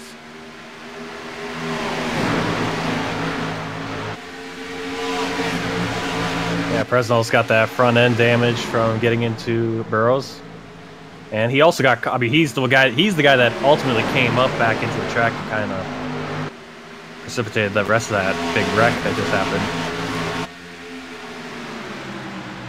Well, and he's gonna get out of the car. He's gonna get out of the car. Damage from earlier in the race too. Yeah, so he's gonna step out of the car. He said, "Hey, my race is over. Just don't have anything to compete anymore." Yeah, that's strange to me. You know, I would stay out there, get as many points as you can.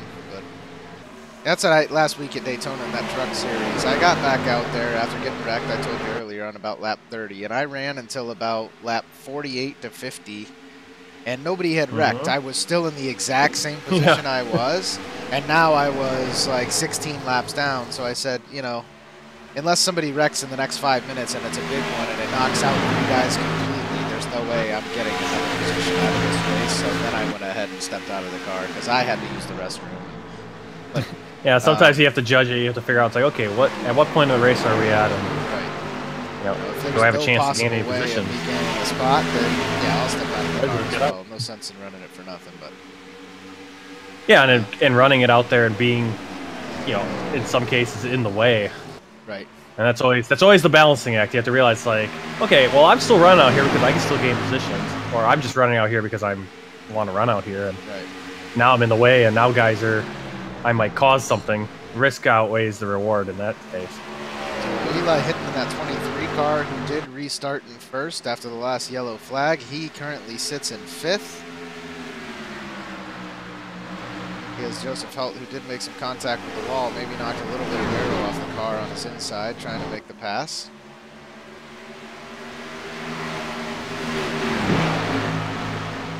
And Helt is going to do so as he pulls up in front of the 23, so that moves him back to 6th. Eric Hutton in that 78 car, who led quite a few laps here earlier tonight. He runs 7th. Thomas Harmon in the 68 runs 8th. 9th is Spencer Tart, and 10th, Anthony Burrows, back up to the 5th position. Definitely been crazy. A lot of position changes. Only a few guys being a mainstay up here towards the front of this one. Wade Hustad is one of them. Sean Hughes is one of them. And Joseph Helt for the most part. All 3 of those drivers have been inside the top 5 all night. Logan McAnally got his way up here about halfway through the race and has been able to maintain a top 5 position as he runs 2nd. Yeah, same with Harry Tiller, 29th to 4th now. Yeah, Tiller, like I said earlier, he was running like 7th, 8th, or 7th, 6th, 5th for a majority of the race, and now with some of the damage that these other guys have received out here, he finds himself running in the 4th spot.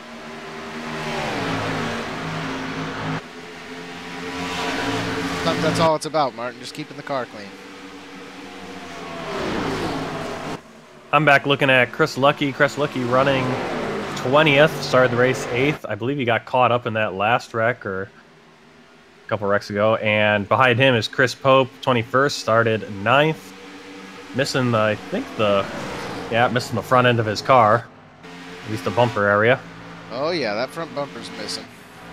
DeGennaro behind him, running 22nd now. Also missing that front end. Guy got caught up in that last caution. DeGennaro starting in the 24th spot. He's currently running 22nd, so not that that's where you want to be, but I guess you could call it a win for the day. He hasn't lost a position. Christopher Pope, yeah, basically where he started. 7 we were just talking about. He started 9th this evening, so yeah, unfortunate. His night's gone the way it has, but he's still out there. He's still turning laps. He's still on the lead lap. So if we have another caution here, he could gain some spots. No reason for him not to be running the car around the track right now. And that's kind of how I felt about Chad Presnall, leaving the race like he did.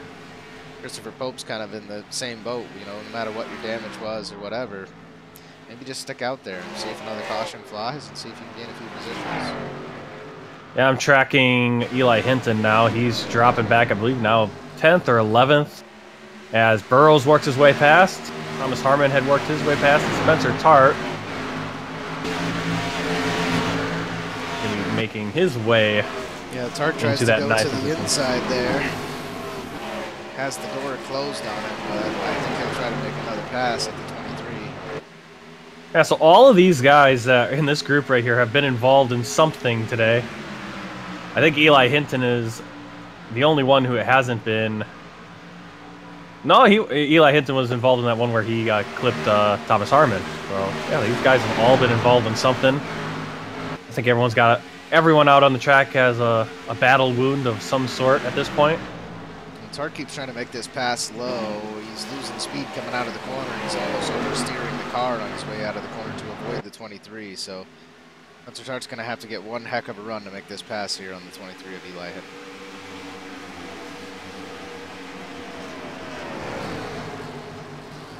Yeah, and I think he feels and he knows that Hinton has older tires, and so he wants to get past. And he's getting a little frustrated that he can't complete that pass out of turn 2. A little bit of wiggle again. Eli Hinton, our lone Toyota inside the top 19 right now. 20th position is Chris Lucky's. He's the next Toyota in line. So, like I said earlier, the race dominated by that Chevy Camaro for the most part. We do have 3 Ford Fusions inside the top 7. That's Anthony Burrows in the 62, Joseph Helt the 02, and the 69, Perry Tiller. All sporting that beautiful blue oval.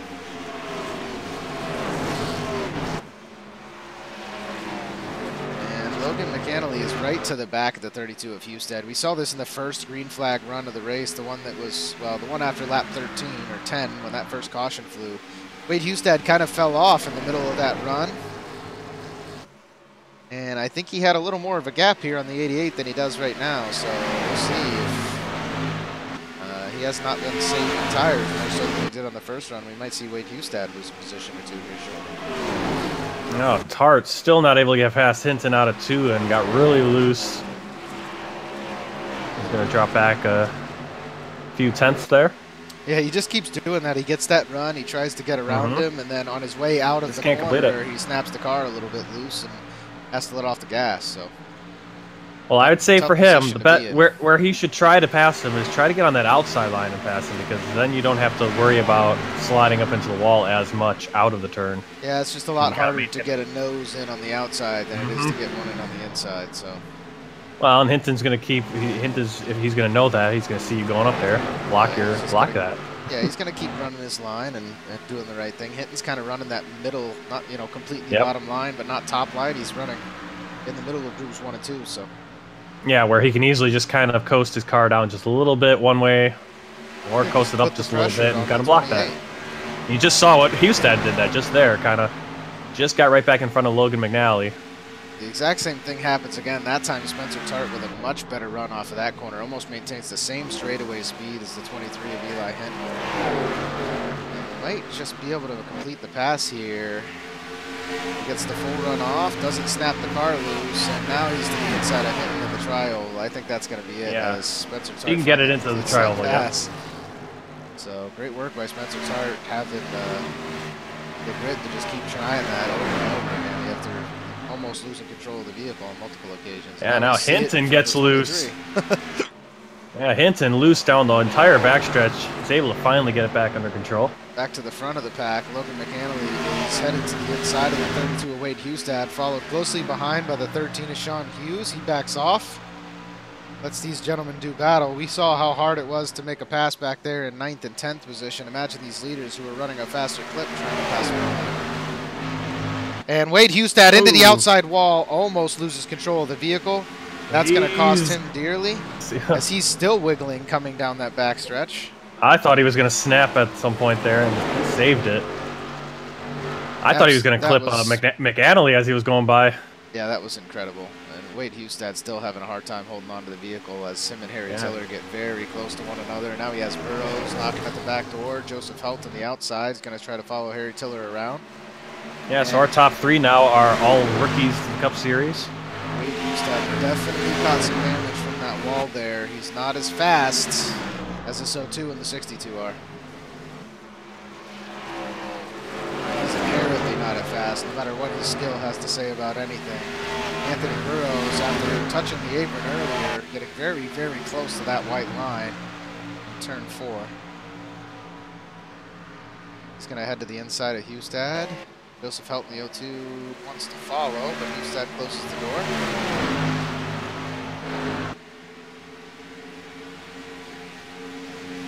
Guys still all over each other. And it amazes me how that you can get into the wall like that. Oh, we have Spencer Tart in the 28. He's down pit road. What happened to Spencer Tart? Maybe this is just a time to pit. I mean, they are 27 laps in on the tires right now. Maybe that was just his time to pit. He wants to leave it up to about 34 laps to go, trying the short pit strategy. You know, I'd like to think some of these guys might try to go to the end here, but it is very, very slick tonight, so I don't know if that's going to happen. Maybe that's just pit strategy by the 28 of Spencer Tart. Tart actually got really loose coming out of 2, smacked the wall, smacked that inside wall with the rear end. He's got a lot of damage. Well, he only took a 14-second pit stop, regular pit stop by the 28 of Spencer Tart. Yeah, well, I guess he just wanted to change those tires after wiping out and said, hey, I've got the damage, I'm going to have to run with it. Yep. But he wiped out on the backstretch on lap 126, and that's why he had to go down pit road, get fresh tires, at the very least. Well, we talked about it earlier, guys. I know he made a bit of a mistake by contacting that outside wall, but Wade Hustad was not too quick in the middle of those longer runs. The one earlier tonight, he lost quite a few positions, and now he finds himself from first all the way back to 6th in a matter of about 5 laps. So the 32 in 6th position. Logan McAnally is up in first, still trailed closely by Sean Hughes in the 13, and they have a bit of a gap on the 62 of Anthony Burrows, who runs in the 3rd position. Harry Tiller just behind him in 4th in that 69 car, and then Joseph Helt in the 02. You're posting for the season in 5th. Eli Hinton going to be coming down pit road. And now we have Spencer Tart on much fresher tires. He's going to put some moves on these leaders as well as he comes around the 02. As you said, Eli Hinton in the 26, Steve Turner in the 23, both of them deciding to pit. So yeah, I think some of these guys are just going for the short pit strategy. I don't know. I know he touched the wall recently, Martin, but if I know Wade Hustad, he's not coming down pit road for the rest of this race. He's staying out there and running it out. We'll see. Some of these guys, maybe they really are just going to need the fuel. As now Thomas Harmon comes down. Joseph Helt's going to come down. So we're going to see a green flag pit cycle here, it looks like, as the 13 Sean Hughes tries to get to the inside of the 88, almost sending the 88 into that outside wall. Yeah, this is a point in the race where you got to decide. It's like, how long do you want to stay out and wait for that yellow flag? Now the 28, Spencer Tart needs to be very careful. Get Gets his lap himself back in front of the 88. Yep, captures the lap back. So even if there's a caution now, Spencer Tart's going to be in a very, very, very good spot. Well, actually, Tarts was 2 lap down there, so he's actually still. He still needs to get past now Turner and Hinton. Like, he's got all these guys pitting. Oh, he was. They're going down laps. Was he 2 laps down? Yes, he was 2 laps down. Yeah, he had gone 2 laps down.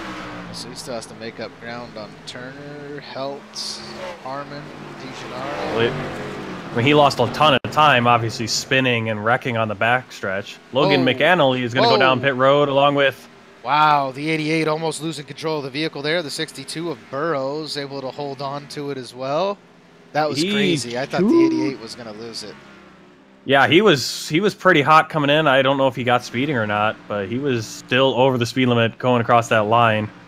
But he got slowed down pretty quick, so we'll see how that affects him. Well, it must be a fuel thing, or the tires are just absolutely unbearable because Wade Hustad, you know, I said if I know him, he'll stay out. Definitely not staying out. Already came down and took the pit stop. Harry Tiller's down to take the pit stop.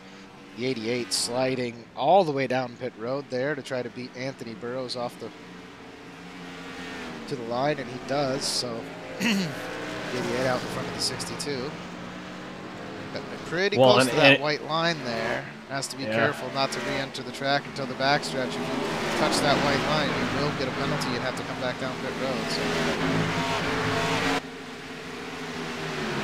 this guy's going to merge back into traffic with much fresher tires than Eric Hutton, who runs in first, as he's going to slow down and come to pit. So yeah, so Chris Lucky is in second place.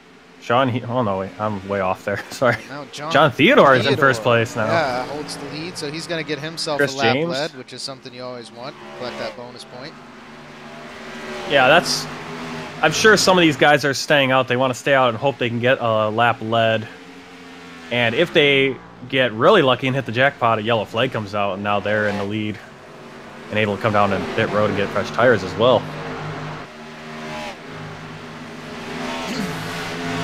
Yeah, right now, John Theodore, Chris James, Mike Springer, and Jim Westerfield. So we're getting to shout out some names we haven't talked about too much today.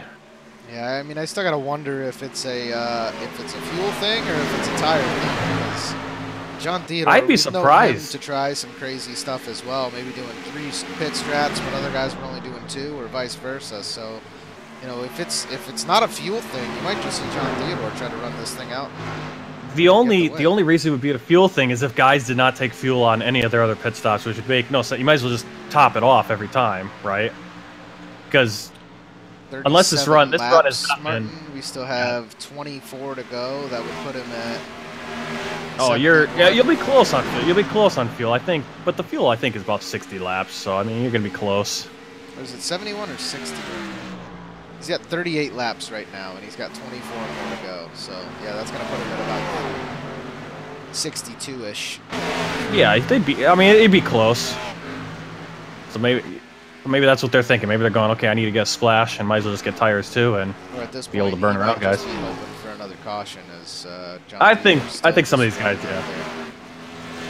And we've talked about that. At a certain point, you get your lap lead, and then you start deciding, okay, how long do I stay out before hoping for a caution? And then at a certain point, you have to stay out and just get the caution. Otherwise, you're completely out of it anyway.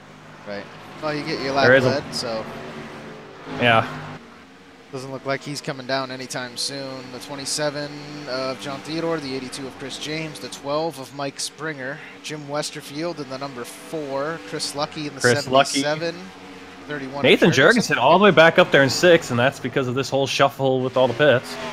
You have Alexander Russell, Taylor Butcher Benjamin, Carl Dodson, and Christopher Pope all still out with 37 to 40 laps on their tires. So yeah, and Logan McAnally is only 3 seconds behind Chris Pope and closing that gap fast.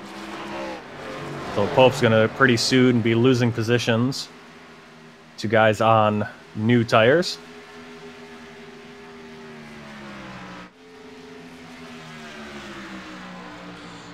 We go back up. The very first guy, you were saying, Logan McAnally, just behind him. And you know how clutch Mr. Burrows can be in these late race scenarios. After what happened to him earlier, and then somehow being able to avoid the wreck that he caused. Yeah, he might just find himself the leader at the end of this one. Can't quite get the run on the 88. But he's going to try again. Looks like it's going to take some time for that to happen, as the 13 of Sean Hughes is now wants that position. Only 1 lap fresher tires than the 2 cars in front of him.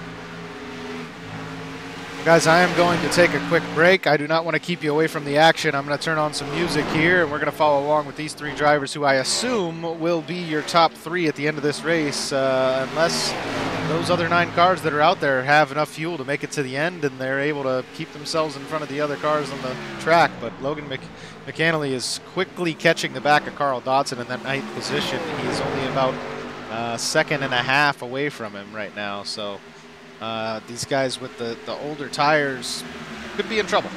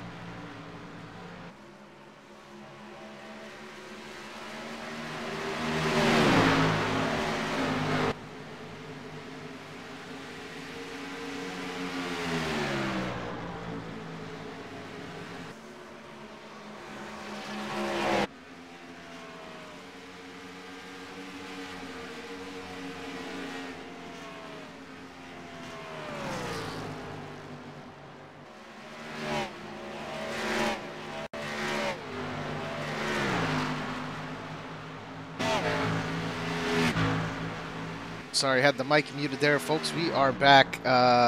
They're able to pass a few drivers here, the 88, the 62 of Anthony Burrows, and the 13 of Sean Hughes, but Chris Lucky, who they will close in on here very shortly, and Jim Westerfield about a second and a half in front of him. But John Theodore, who's your current leader, sits 2.4 seconds ahead of Mike Springer in second place. Theodore in quite the position. Maybe he has given himself an opportunity to win this race, Mark. It's going to be close because Logan McAnally and Burrows have knocked off about a second from that lead each lap. We have about 12 laps to go here. And there's only a 9.7 second gap, so yeah, but their tires are going to get a little older as well. Yes, so that's what I'm saying. It's going to get close. We're going to have to keep watching how much they're going to cut off here. Let's see. Cut off, again, another second. So another second off. It's down to 8.7 seconds. These guys on the very, very old tires have kind of plateaued at this point. They're not losing much more time as time passes. But yeah, but at a second, Losing a second each lap is not going to be enough for. Ooh, I'm looking back here at. Who is that? That's Alexander Russell. He got loose coming out of turn 2, almost took out Thomas Harmon. He's going to drop back to 13th. Harmon's going to move into 11th. Anthony Burrows taking a very high line here. Now has the 13 to Sean Hughes to the inside of him. So Burrows maybe braking a little too late in that corner. Whoa! Ooh. All three of those drivers almost getting into each other. Yeah, so you got these guys battling. Got these guys battling to be the guys going to pass. Yeah. Exactly, which is going to put some tax on their tires as well. Let's see where we're at here. So 7.6, now we're down to 7. So, yep, a little bit slower time that one. Only about 0.6 of a second lost. But they were battling Theodore quite on a that bit lead. as well. So. Yep. And now they're going to So that's start the question. Into some lap traffic. I mean, John Theodore, unless he runs out of fuel, I mean, it's going to be close, yeah. He might have really put himself in a position to win this race. And at the very worst, I mean, he's going to get it. I think he'll still get a top 5, even if these guys can pass him. He'll get top 5, and that's better than where he would have been if he had pit. I think. I mean, I think that's just the gamble he took. Question is, Martin, do they have the fuel, or is he going to have to coast a few laps? You know, how much has he been coasting is the question. Well, that last lap, he lost another 0.7 of a second. Well, So he's not losing the time as fast. You're right. It's kind of plateaued, and these guys battling each other. Out to a good lead now from the 13 to the 88. Yep. 13 also able to get around Logan McAnally there, and they're going to pass the 77 and the 4, moving. Yeah, so they still got to work past some cars. That moves those guys back to 6th and 7th. Mike Springer is down pit road again, so not sure what happened to Mr. Springer there. Well, Burrows is in 3rd place. He's 5.5 seconds back to John Theodore. Now the question is, does Theodore have enough? Mike Springer came down pit road with 54 laps on the tires. That makes me think maybe people are starting to run out of fuel. I don't know. Yeah, Chris James is going to give up 2nd place really easily there. Burrows now. The lap traffic not affecting these front runners 4.8 seconds. So can he catch John Theodore in these next 5 laps? I don't know, man. It's not going to be easy. Can he get? Oh, he's already around everybody but Theodore. So yeah. Well, he's got to get around 7. And there's the wreck. The 88 of Logan McAnally goes sideways. If that brings out the caution, he's going to come back. Yep, and that's it. Wow. Wow. Yeah, and he's holding down the brakes too. He's not like he slid up there to do that. He's holding down the brakes. There's nothing he can do here. And so I think John Theodore.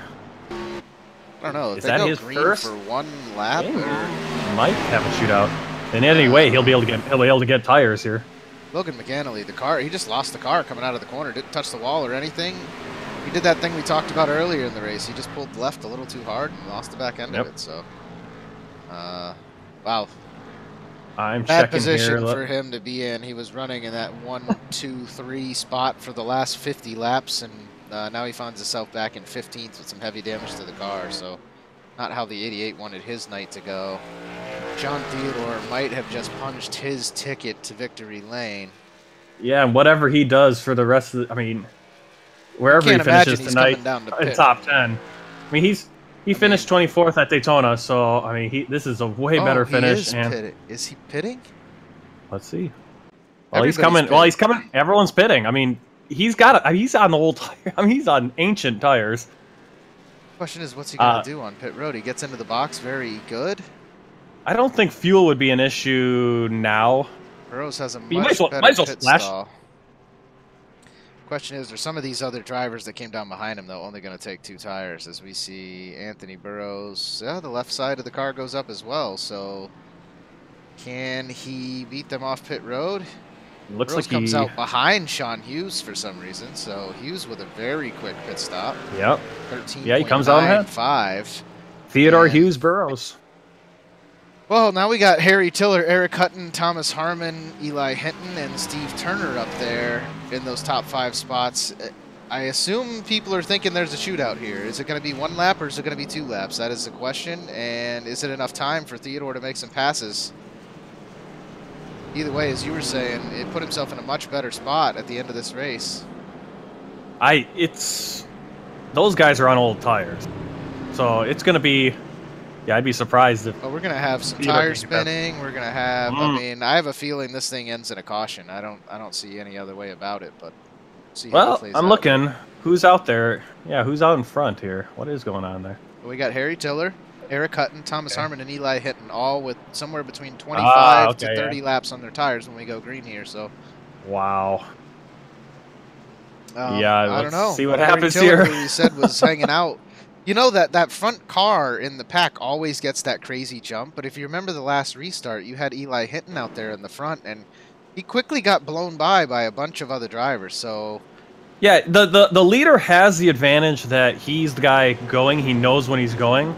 The problem is he's got the nerves at this point. Harry Tiller knows he's on old tires. He knows he has to have a good start, and he might miss his shift. He might miss the short shift. He might spin those tires, go sliding right into Eric Hutton on the outside, which is a very real possibility that could wreck some guys here. I don't think that at this point the race can't under caution, right? Because we're going to go green under the white flag. So, yeah, I'm not. The cars haven't doubled up yet, which means they'll double up on 61. We'll go green for the last lap of the race on 62, and yeah, is this going to go fly green on the last lap? Yeah. Once the white flag waves, they won't throw a caution in iRacing, as far as I know. This thing has to go green again, because otherwise all those guys that went into pit, they just lost positions for no reason, right? So let's see. This thing's going to go. Yeah, yep, they're going to double up. Double up yep. here, and so they're going to have a shot here. Yep. Back green, so Sal's going to go take the wave around. Harry Tiller is the control car, and it's all on him. Can he get those? Can he get going without spinning the tires, and can he hold off? Well, see, I think that what's going to really hurt John Theodore here is the fact that he's the 5 car and not the 6 car. Yeah, I think Sean Hughes has a much better spot because the guys up in the front are going to want to get down. They're going to want to block as much as possible. And that's not going to leave a lane for the 27 of Theodore to get around. Yeah, Theodore's going to be slowed down. He's going to be stuck behind a couple of these guys up towards the front. And, I just hope we don't see a tire spin and a massive wreck right as this restart goes green. Well, I'm watching the race chat. Harry Tiller's RIP, RIP, sorry in advance. And Steve Turner, we are all dead. Yeah, I mean, this is Atlanta. This is what I expect. I expect this almost every race at Atlanta, that you're going to have something like this right at the end where it's going to be a restart. It's going to be a guy on old tires. The guy on new tires can spin his tires. I mean, what are you going to do, though? You have a chance to go out here and get a victory and punch your ticket into the playoffs. I mean, and of these drivers, wow, Harry Tiller he kind of went right away. He went, wow, but look how fast John Theodore Theodore to the outside. Thomas Harmon being wrecked by Harry Tiller. Tarman up the track into the 13, so the 13's chance is ruined. Wade Hustad way to the outside, riding that wall. Joseph Helt just behind them has gained a couple spots, so John Theodore followed by Anthony Burrows out front. Can Theodore hold him off for the victory as Burrows gets to the inside? Is he going to save John Theodore. Theodore able to hold on to it. Burrows able to hold on to it. The 82 of Chris James trying to squeak through. We're going to have a wreck across the start-finish line. Cars everywhere. And Chris Lucky in the 77 is going to pull out the victory. That was unbelievable. I don't imagine Burrows can feel too good about that one. I want to watch it again. I want to know what Chris Lucky's... this interview is going to be great for Chris Lucky because there's no way he thought he was going to win that race. Here's Burrows again, right behind the 27 of John Theodore. As they come down the backstretch, this is the final turn of the race, the 27 in the lead. Burrows trying to get as close as possible. Thought he had a hole, and it wasn't as big as he hoped it was. So tries his best to stay out of the 27. Somehow holds onto the car. How does he do that? That's just unbelievable as you see the cars going all across the road in front of him. I'm watching mayhem, absolute mayhem. Wow. And let's talk about some a little bit of history here again. Anthony Burrows, that's a 12th place finish. That's a not top 10. That's his first not top 10 in I can't remember when the last time that was. Because even when he didn't finish top 5 last year, the one time he finished top 10. So I think that was Kansas was the last time in the first inaugural season was the last time he didn't finish top 10. Well, John And- Theodore, a guy I know definitely that will speak his mind. I think he'll have some words for the 62 of Anthony Burroughs after that one. I kind of want to talk to those two guys, talk to our top three and talk to these two guys if we can get them. But I look at Burroughs here, the way Burroughs, he turned him, but then he kind of pushed him. I don't know if Burroughs could have easily, I think, gotten rid of, just dumped Theodore there. And I think Burroughs realized he made a mistake. He was like, oh, man, let me try to, let's see if I can save him and we can still finish well. But it was too late at that point, and that's going to cost them both. Well, let's go down and try to get an interview here. Obviously, the Who do you wanna get 77 of Chris Lucky deserves it. I mean, fighting through all that, he comes away with the victory. This is his first win with the Dynasty Racing League in twice as many races, I believe. This is only his second race here, so let's see, Mr. Lucky, Chris Lucky, where are you at? There he is, in Lucky Motorsports. Wouldn't you know that? The name of the Chris Lucky, you got a copy? Yes, sir. Hey, it's Ryan up in the booth. What a hectic finish to that race, huh, man? Yeah, sometimes it's just comes down to luck, but there's something to be said for riding around and staying out of trouble. There was 0 tire saving going on out there. I think No, there wasn't. maybe the 77, me, the 41, the 5, maybe a couple other guys. But, I mean, I was, from the get-go, just wanted to have a nice long run, and we never got one until that last run before the caution came out. And I was going to finish maybe 5th or 6th, and I was fine with that. So, got lucky. Well, hey, got lucky. The last name's Lucky. That's how you pronounce it, right? Yes, sir. Yep. Well, there you go, man. It doesn't hurt to have a little luck on your side now and then. We talked all night about how the Toyota Camrys were nowhere inside the top 20. And, yes, repping the Toyota. Yeah. Thank you. We get a victory for Toyota down here tonight. That's pretty exciting. Yeah. Yeah, they're. I mean, most of the race, I just dropped to the back and was just riding, waiting. Yeah, you were just until I riding. Push, and every time I felt like I was ready to start pushing, the caution would fall, and that's pretty frustrating when you're a tire saver. Me and Richie, we save tires probably better than just about anybody. We're not as fast as maybe some of the Hustads, the Jurgensens, the Helts, but I mean, when we save tires, we can get up through the field on a long run. But we got to have those long runs, and we didn't have them tonight. Yeah, you only got the one, passed by those top 3 guys late in that one, and then the caution flag flew and magic happened. So congratulations on the first place finish, man. Second race in the DRL, you come away with a victory. You've already locked yourself into the playoffs. You got any shout-outs for anybody tonight? Yeah, big shout out to my brother. I bought this PC just so I could race in the DRL with you guys. I haven't had a computer in about 5 years of my own. My brother built me a rig to race on. It's really nice. He busted his butt on it.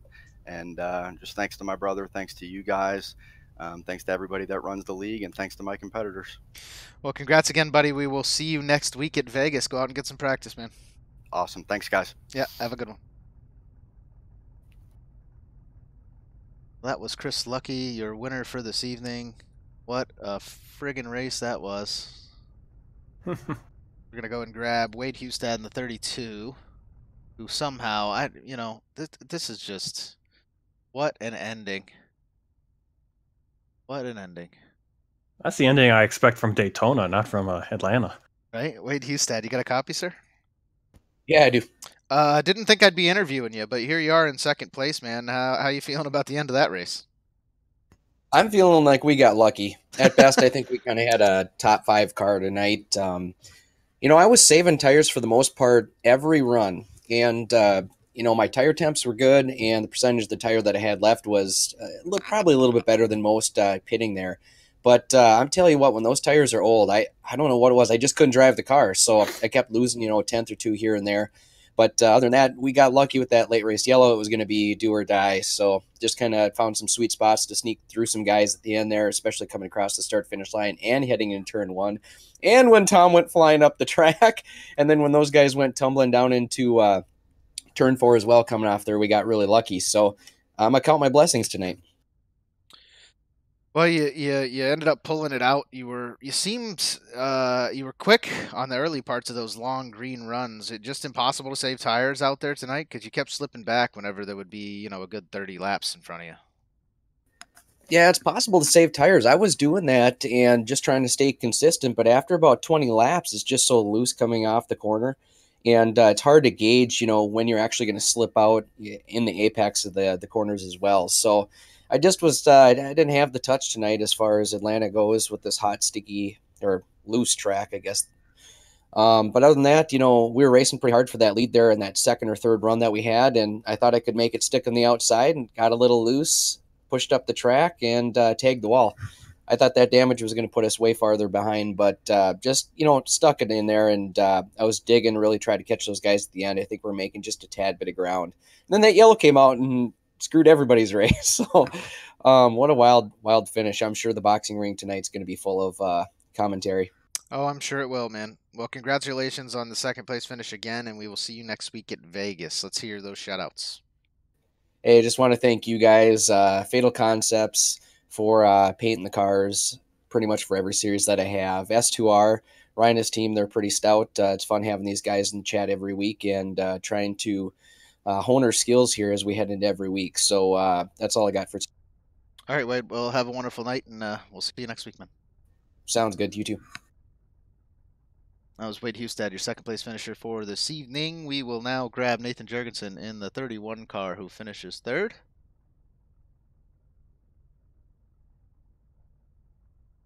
Possibly, if I can find him. There he is. Mr. Jurgensen, you got a copy, sir? Ooh, can you hear me? I can hear you. How do you feel about third place after the end of race mayhem there? I mean, none of us should be talking to you. Oh, you're going to be the third guy in a row to say I got lucky. Is that? Yeah. Yep. That's kind of a crap-eating grin on my face right now for getting that. I think I've run the luck bank dry here at Atlanta, because I got, just real quick, I did NIS yesterday, and it was a 6,300 strength of field. I wasn't a front runner in that race, and then I did a pit call at the end and got fifth. And then this race, everything just got like one of these meme endings here and ended up third. I mean, I just had an awful race all day long, so pretty happy to be talking to you now. Yeah, a decent start for you. You were really, really good in the practice session. You had the fastest time up until like the last 2 minutes of practice, and then you qualified okay, not as well as I thought you would do, and then some early race stuff happened to you, and it didn't look like you were getting the top 10 there for a little while, and then you come away with the third place finish. So can't be mad about that one.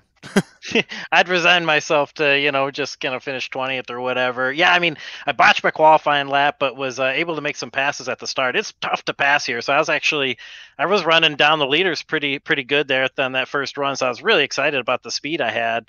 When you come out of one of those strong NISs, it like kind of teaches you to be quick because you have to run with the people you're around. And then I don't know what happened. I mean, I want to see the replay, or maybe you could tell me. You saw it on the broadcast, that first incident. I'm almost positive that was my fault. I was sliding through the dog leg, and I think I got loose and slid down into the dude that was next to me. It was you and Chad Presnall, and I think you both were just straightening out the car. You went a little left to stay off the wall, and he was just coasting up towards the wall like he would normally do, and you guys just got into each other. So I wouldn't put blame on either one of you. I think you moved a little more than he did, but that was just a racing deal.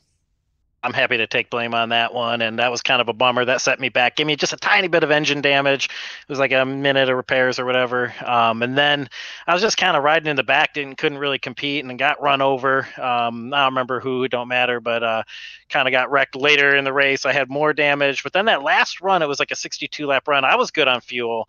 I was clutching it the whole time, turning the car off and stuff, and I think we could have pulled out a somewhat decent finish had that gone green to the end. I'm not sure if all the people in front of me could have made it on fuel. I think Theodore would have won that race had it gone green to the end. He was good on fuel because we were calling the fuel numbers to each other, and we both had the same amount. We were good. And then that caution came out, so I thought that would really mess me up. I did the math in my head. I knew we'd have a 1-lap shootout. If it's a 2-lap shootout, I'd stay out because it'd be a quick wreck, and then you'd lock your track position. But it was a 1-lap shootout, so I went and grabbed tires. And again, John, I feel like got messed up. It was hard to see. I'm passing cars and stuff. It was hard to see what happened with him and Burrows. It kind of looked like he got taken out from my perspective, but I didn't really see it. The people who watching the broadcast here, they saw it. Maybe they can say better than me, but you just feel really bad for John. He should be the one talking to you right now. Yeah, we looked at it from the in-car view, and there was a gap, but I don't know if the gap was as wide as the width of a NASCAR sprint car. So we're gonna go head over there and chat with those guys now because I would like both of their takes on the matter. And that was an awesome move by you guys to stay out. I think Theodore did have it locked up if it wasn't for that late race caution. So congrats again on third. You got any shout outs tonight besides Mr. Theodore, who I know you're very fond of. You were his spotter last season, right? Yeah, I've spotted for him last season. He's the one that got me into this DRL league. So big shout out to him. I've had fun running here. Got 2 top 5s to start the season. Not too bad. Shout out to you see on the car there, Pro Sport sponsoring Beast Racing. Beast Racing's my team. So cool that they support us and the rest of my Beast Racing team members, the A51 guys, the really cool community. And I think that's all I got. All right, buddy. Well, you have a wonderful night, and we'll see you next week at Vegas. Appreciate it. See ya. All right. That was Nathan Jurgensen, your third place finisher for this evening. And now we'll go down and grab Theodore, see how he feels about that wreck. John Theodore, you got a copy, my friend? I don't know if he knows that he's here. Oh, there he is. Hey, guys. What's going on, buddy? Not real happy at the moment, I'm being honest with you. Well, I didn't expect you were. I just wanted to pull you in and commend you for the decision to stay out. I thought it was awesome. It was very, very, very close to paying off. And then, at the end of the race, I don't know. That's not something you expect out of a guy like Anthony Burrows, so I'm sure he will show nothing but pride and condolences for it going down the way it did. But look, I mean, I've raced him clean the entire time that I've been in this league. I'm going for my first win. I expected a lot more out of him like that. Now that's the last time that I give him room. Well, we heard it first here, Mr. Theodore. Again, sorry the race ended the way that it did. I just wanted to get your thoughts on it. You definitely had enough fuel to make it there at the end? I definitely had enough fuel. It was going to be close. I was trying to manage the fuel, and I knew that the guys who had tires were coming. I knew it was going to be close to try to get the win, but it was at least going to net me a top 5 and better finish than I would have had otherwise. I wish that caution had come out a lap later so that we didn't have that restart. But when I came off of turn 2, I thought I was in good shape. I had him cleared by a car, and then I went down into the corner, and there's that bump over in 3, and it washed up a little bit. So yeah, right as it washed up, we watched it live with the cockpit view. Right as it washed up a little bit, and you're right, it was a little bit. There was a gap, and just as I just told Jurgensen, it wasn't a car width gap in my opinion. So no, there wasn't a gap. He had to go down below the apron to make that gap, and then he Right. drove right through my left rear. So I noticed that after he realized he hit me, he let off and allowed me to gather it up. I appreciate it, but the reality is that he took away the win from me. Right. Well, So- John, you raced well all night. I know you put a lot into this and the other 2 leagues that you run, man. And I hope you come back out at Vegas, and I hope you use that as motivation to just come out here and get a couple other wins this season. So sorry it turned out for you the way it did. You still ended up with a top 10. Not the worst of nights, especially before that long green flag run and being in that position in the first place by making the decision to stay out. So congrats on that. We will see you next week at Vegas. Go out there and get some practice and get a victory there, buddy. 10-4. I will try man. to do that. Have a wonderful night. You too. That was John Theodore. And now in that number 27 car, if he's still available, I would like to speak to Anthony Burrows. Anthony Burrows, you got a copy? Yeah, I gotcha. Don't know if you listen to any of the other interviews. How you feeling at the end of that one, my friend? Not really the best. Yeah, John is obviously not happy, and he really shouldn't be. Yeah, I was really wanting the win, and went into turn 3.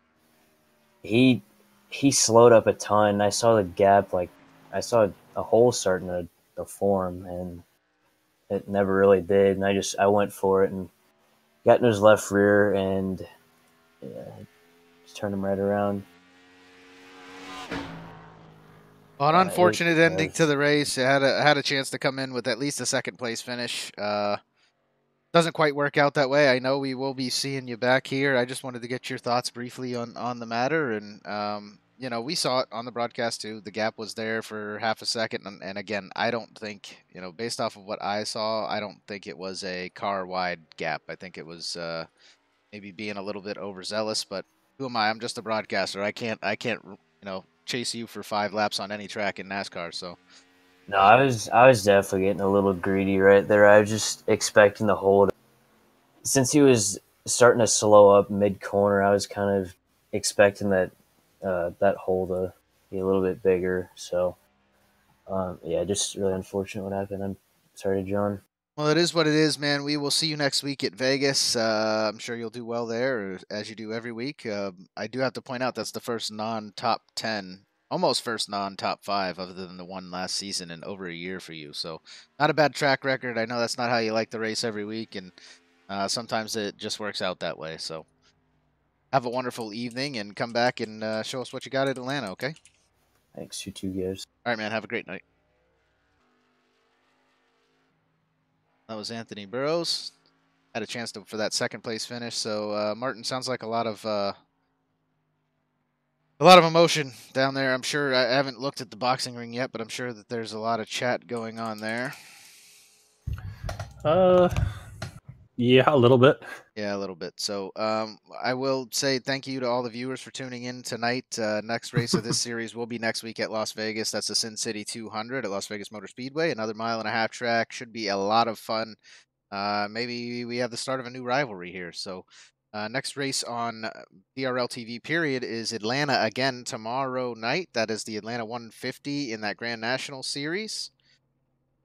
We will run through the unofficial results really quickly. Chris Lucky comes away with the victory, obviously with the 1 lap lead there at the very end. Wade Hustad second, Nathan Jurgensen finishes third, Jim Westerfield fourth, Joseph Helt with 37 laps led gets fifth.